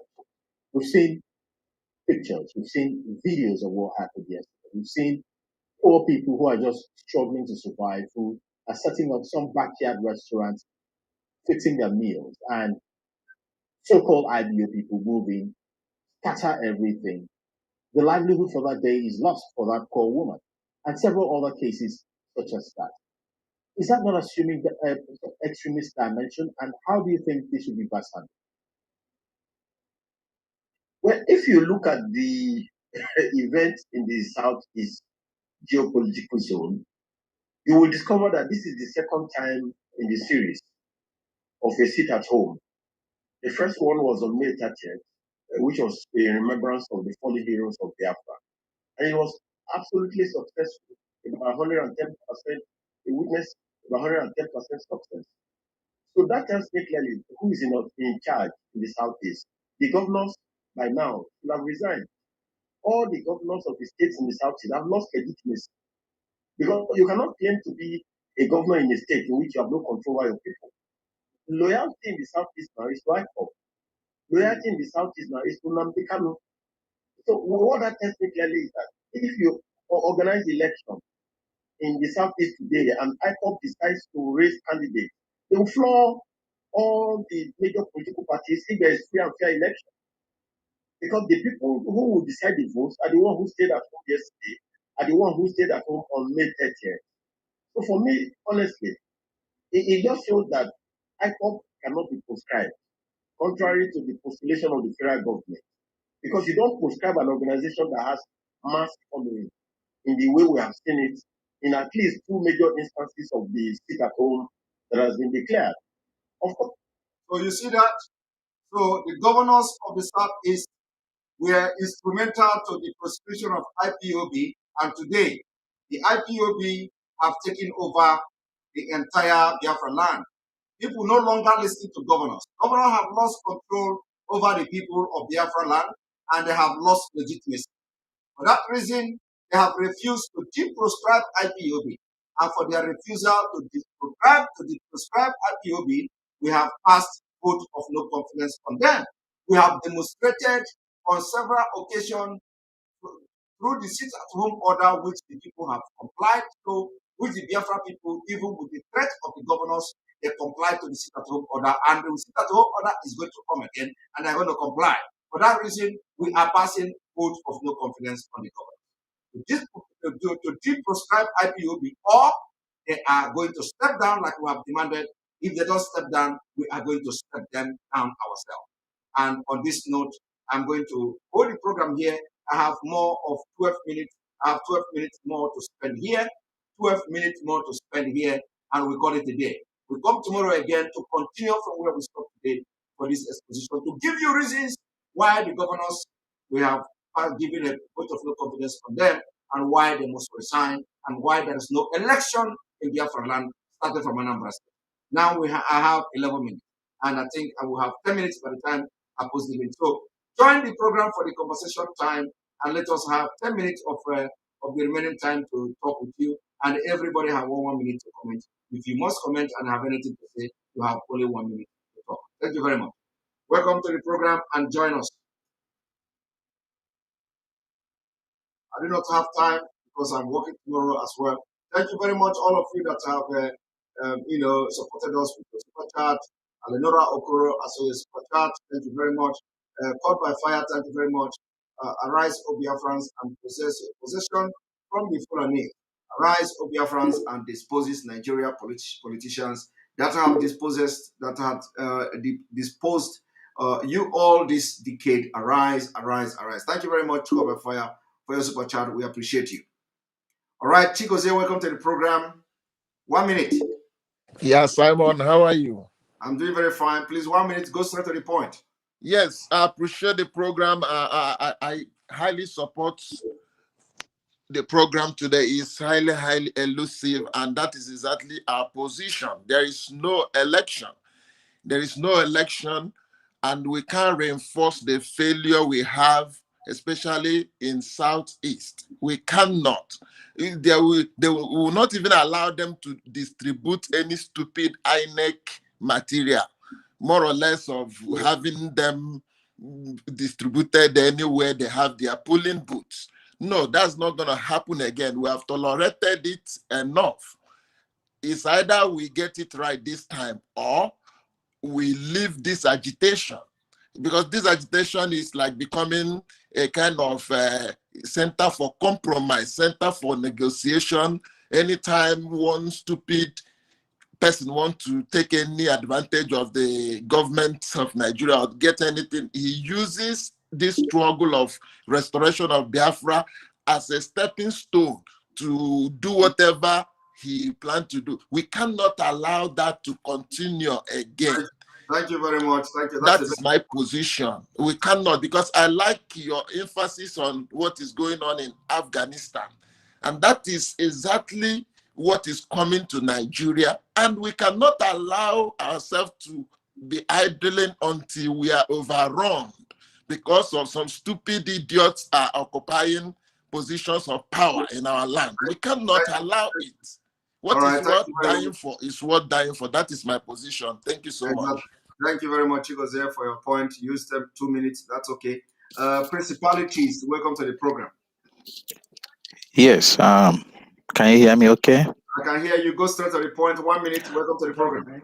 Yes, I don't support the election in Anambra State. Starting from Anambra, look at what is happening in Afghanistan right now. We can't allow that to happen in Nigeria. We can't allow it to happen even to come to the Southeast. So our people should stop complaining and be focused. This struggle, men have died. A lot of people have fallen on the way. So we cannot allow any stupid man or woman to come and tell us what to do. We will take the bull by the horn. I support your program and I like what you are doing. God bless you. Bless you too. Thank you very much. That was very brilliant and very smart and very short. Thank you very much. Eze, welcome to the program. Eze, welcome to the program. Yeah, Mr. Yes, Simon, please, good evening. Please, straight to the point, 1 minute. Yeah, I watched your program and I'm very happy about everything you have analyzed, and may Chukwu Okike continue to bless you. And the time they use in organizing this election they are talking about is also the time they should use to organize a referendum for us to know where we belong, number one. And two, Mr. Simon, I'm not supporting you, I'm not blaspheming you, but the DOS, if they are listening, they should give you the chance to operate in Biafra radio. Many people are missing this radio. They want to listen to our leader, and leader has appointed you. Please, you should be there. If he takes a flight, we know you. If he takes a fight, we will fight for you. We want to listen to Radio Biafra. So many people want to listen to Radio Biafra. What are we doing? Please. Thank you. I don't know if we will fight. Yeah. Please. Thank you very much. Your point is noted. Thank you very much. Thank you. All right. Ewa, Michael, welcome to the program. Mazi, good evening, sir. Good evening. You have 1 minute to go straight to the point. Mazi, I thank you for everything you've been doing, like your work. I've been watching you for most recent times. And just like you used Afghanistan as a case study, that is very important. Like our people need to look into Afghanistan issue now and know what is coming to our country. They should know what is coming to our parents or what our family that are back there in Nigeria. So they should be ready. Like we should stop all these pampering and following of government that doesn't care anything about us. They don't have our interest in heart. We should stand up and take our future. It is better for us to die standing as free people than to live on our knees as slaves. Thank you so much, Mazi. Yeah, I'm just heartbroken. Like when I see all these things that our people are doing back home, it pains my heart so much. And if anyone wants to continue sitting at home, you are free to do that. You are free. If the spirit leads you to sit at home tomorrow, do it. Sit at home. Do it. Thank you so much, sir. Thank you very much. Thank you very much. Don't cry. This is going to be over. Believe me, God is in control, and the spirit of Biafra is not sleeping. Believe me, a very serious wave is going to blow very soon. Just watch and see. People will be doing something, they don't know what they're doing. Just let us watch and see, and see what is going to happen in few weeks to come. All right, Alice, welcome to the program. Good evening from him. Straight to the point. 1 minute. Aniko. Yeah, Mazi. Right. Go ahead. Yeah. Go ahead. Okay, Mazi. So let me just say this very, very fast. When you said the DOS inform us about the sit at home, when they kidnapped nnamdi Kanu, men was already ready to take action. Men has produced things that you don't know. There are things that we cannot unveil on air. So nobody should be afraid at all. So the reason why everybody just calm down as if everything, like now when things is government will think that they are winning. They are not winning. Everybody just calm down to listen, to know what is next action. So on the 26th, when nnamdi Kanu was not producing the court, so the question you people should be asking, Jofo Mazi, you are a lawyer. If the court refuse give an order to bring nnamdi Kanu and the DSS refuse, what is the next action? And how can the Nigerian government give us another date without telling us the reason why the DSS refused to obey the law? Because the court order is the law of the land. So when the DSS fails to bring nnamdi Kanu, it means this next court hearing they will not bring him, because now the DSS is above the law. That's what it means. So we are going to take action now. Men has produced things that you don't know. So we have everything already ready, but we are taking measure. Thank you very much. Thank you very much. Let me also address it. Of course, Nigeria is a lawless country. People should know that, and that's why we must not take anything for granted. Whatever happen, whatever they do, we must take it very, very seriously.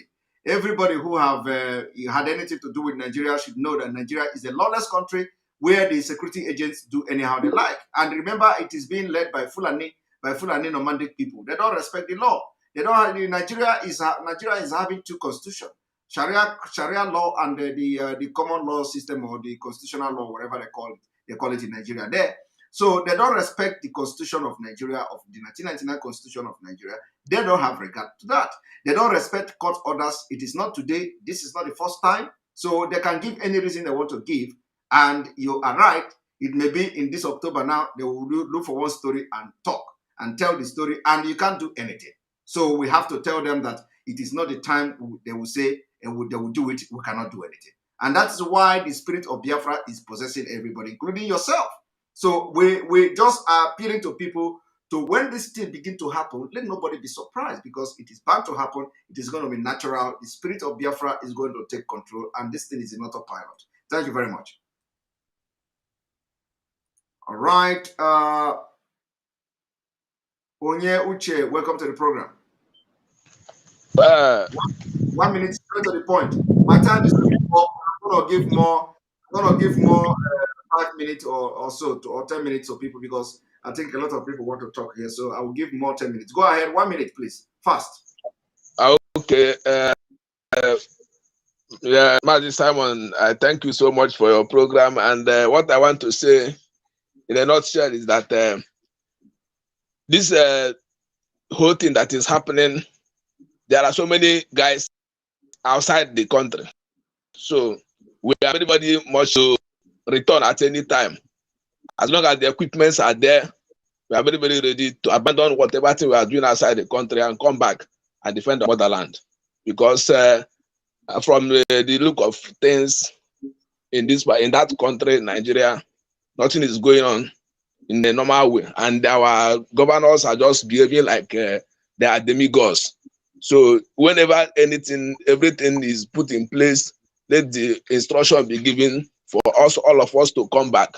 We come back and take instructions from there and execute any plan on ground, so that the whole thing will come and go at the same time. Let us fight this war once and for all, and everything will just come and go, and the liberation will be once and for all. No more wasting of time. We do not even need to waste time. We are going to put our strength to make sure that the election did not take place in Anambra State. That's the way we are going to start. Everything we are going to do, among other things, is that election in Anambra State, we must not allow any INEC official to enter and bring any electoral material. No election in Anambra State. Once we succeed in that, we have gone far. Thank you very much. Yes, thank you. Chooks Okeke, welcome to the program. 1 minute. Hello. Yes, go ahead. Just go straight to the point. Welcome to the program. My brother Simeon. We are very, very grateful for what you are doing, all the efforts you have been putting. As the past commentator just said, we are ready. We are ready. And one thing I want to say again, I don't want to continue to keep mute. I have to just express myself. The DOS, they should wake up, reason with people and listen to people. If there is any way they can, open up communication with people, like nnamdi kanu do, because here now we don't know the avenue. This is the only way, the forum to express ourselves. We want the DOS to hear us. For example, what is happening here in Istanbul, Turkey? What is happening here in Istanbul, Turkey? We have been writing DOS. Let them listen to us.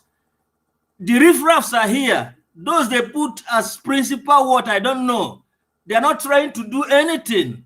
We want to protest here. They don't want us to protest. We don't know their reason.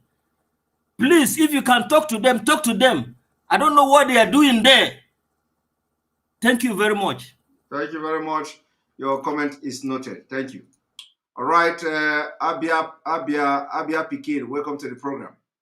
1 minute, straight to the point.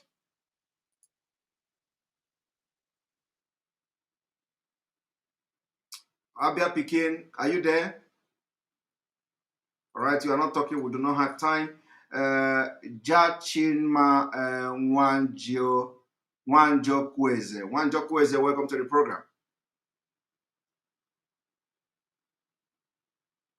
Wanjo Kweze, welcome to the program. You are not talking. Are you there?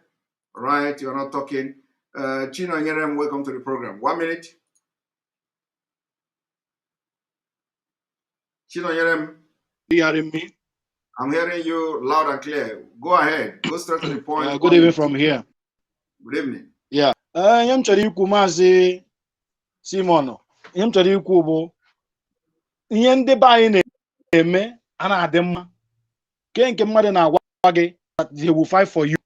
Ikwu na IPOB radio station. Nke ị na-ekwu na Biafra end time. Mma. So ọwụwụ na mmadụ niile ga-agacha na IPOB radio station. Gaga broadcast wa.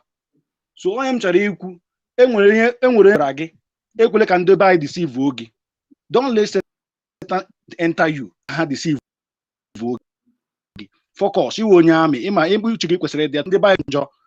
Nobody should fight for you to occupy the seat in IPOB radio station. Nke ị na-eme da here.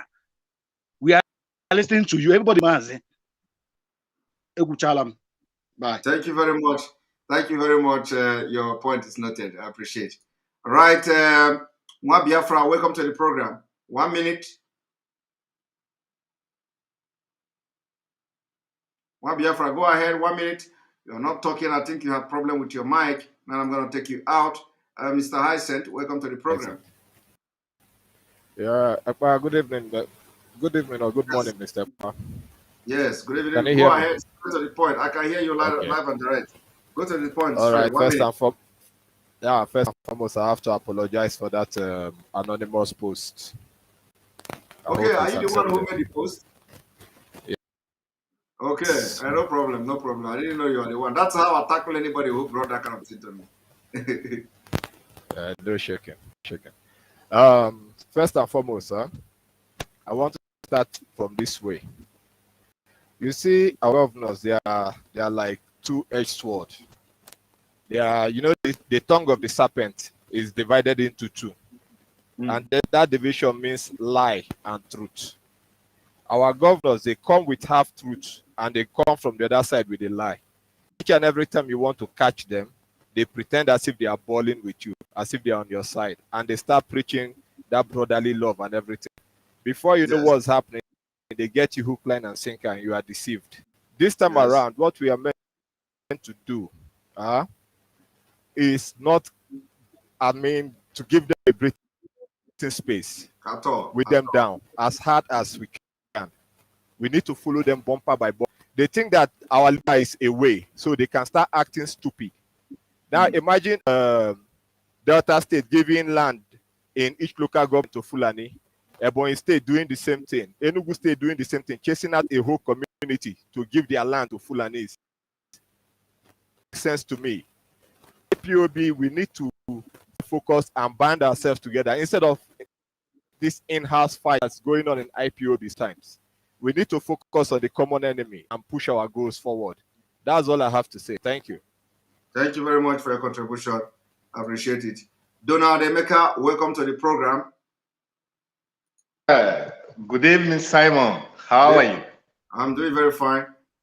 I'm very glad to talk to you today. Yeah, please, Simon. The contribution I want to make is just I just want to talk about you, because without you, you don't know what you have done by analyzing all this mess we are into, lifting the sit at home out. So I just want to praise God on your behalf. I thank you, and God will bless you more and more.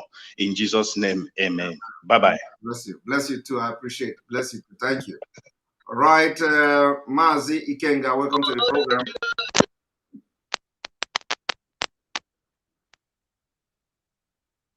We are not hearing you. We are not hearing you, Mazi Ikenga. We are not hearing you.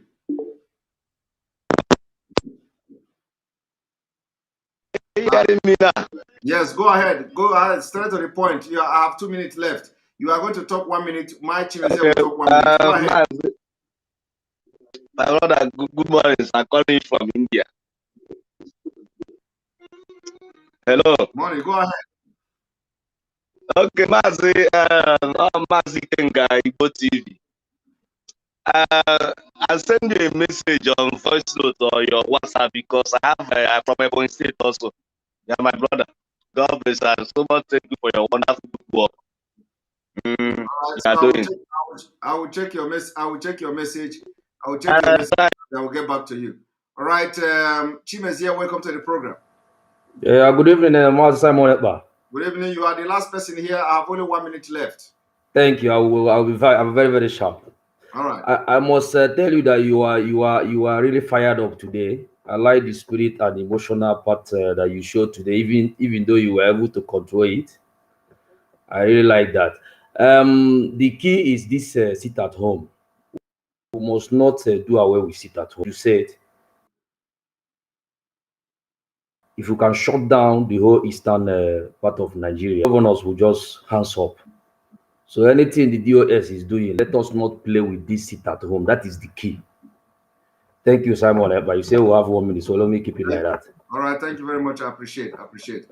All people should understand that the sit at home, the call-off of the sit, the suspension of the sit-at-home is not the fault of the DOS. This must be made very clear to people. Don't blame DOS for it. It is not the fault of the DOS. They have nothing they have nothing to do with this. Order. The order came from our leader, and that should be final. And people should understand that it has nothing to do with DOS. But we have to also understand that this struggle has also entered autopilot.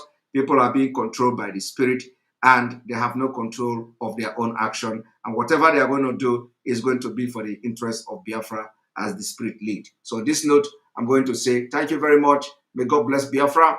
May God bless you. Remember, tomorrow we continue from where we stopped today. And the reason is that, the point is that we are going to bring in to you, point by point, fact by fact, why the governors, we have passed vote of no confidence on the governors of the Southeast, and we are asking for their resignation from A to Z. We are giving you point by point.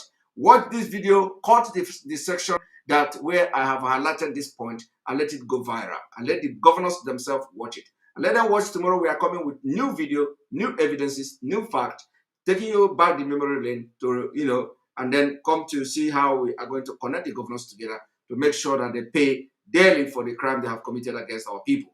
On this note, may God bless Biafra. May God bless Oduduwa Republic. May God bless Middle Belt. May God bless Ambazonia. May God bless nnamdi Kanu. May God bless Ipob worldwide. May God bless ESN, Sunday Igbo, and all Oduduwa and Yoruba brothers, and all of you that are watching here. May God bless you. See you tomorrow, and make sure that you share this video. And if you did not like this video yet, before I go, let me even check how many likes, because when you like it, you are sending signal to other people to watch the video. So it is very, very important that we have 1,200 likes. We have 2,400 people viewing on 2,400 viewers on YouTube at the moment. So can we see 2,000? And if you don't like it, you press dislike it. Before I go, I want to see 2,000. I want to see 2,000 likes, because we have over 2,400 viewers at the moment, and we have 1,200 likes. That's encouraging. But before we go now, we want to see you. If we have 4 people who don't like the video, so if you don't like it, just press I don't like it. If you like it, press I like it. So we want to see these likes going to 2,000, so that before tomorrow morning, it will go to a lot of people, and a lot of people will see it on their feed and watch it and follow the tomorrow program. Let us go there. I'm going to refresh to know how many we are now that are liking the video. Now we have 1,400. Make it up to 2,000 so that it will go to a lot of people. Let us not be stingy to people who are going to watch the video because you like it. Because when you like it, the YouTube will be suggesting it to other people, that somebody who somebody else watched these videos and somebody else watched this video, so that it will go around. And because now we have started the media war against the governors, against the Southeast governors, and we are not doing propaganda. We are not doing propaganda. It is factual, and we are going forward, and we are coming tomorrow with more shocking revolution against them. So thank you very much. May God bless you. May God bless you, and good night.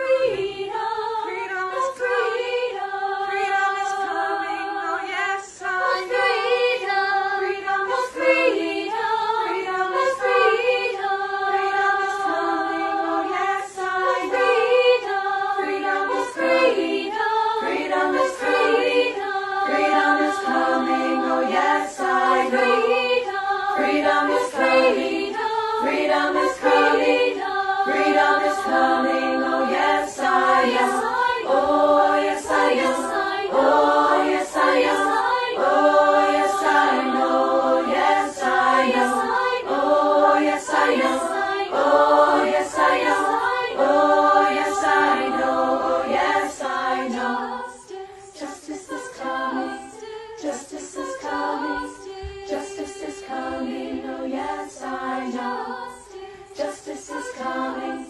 Justice is coming.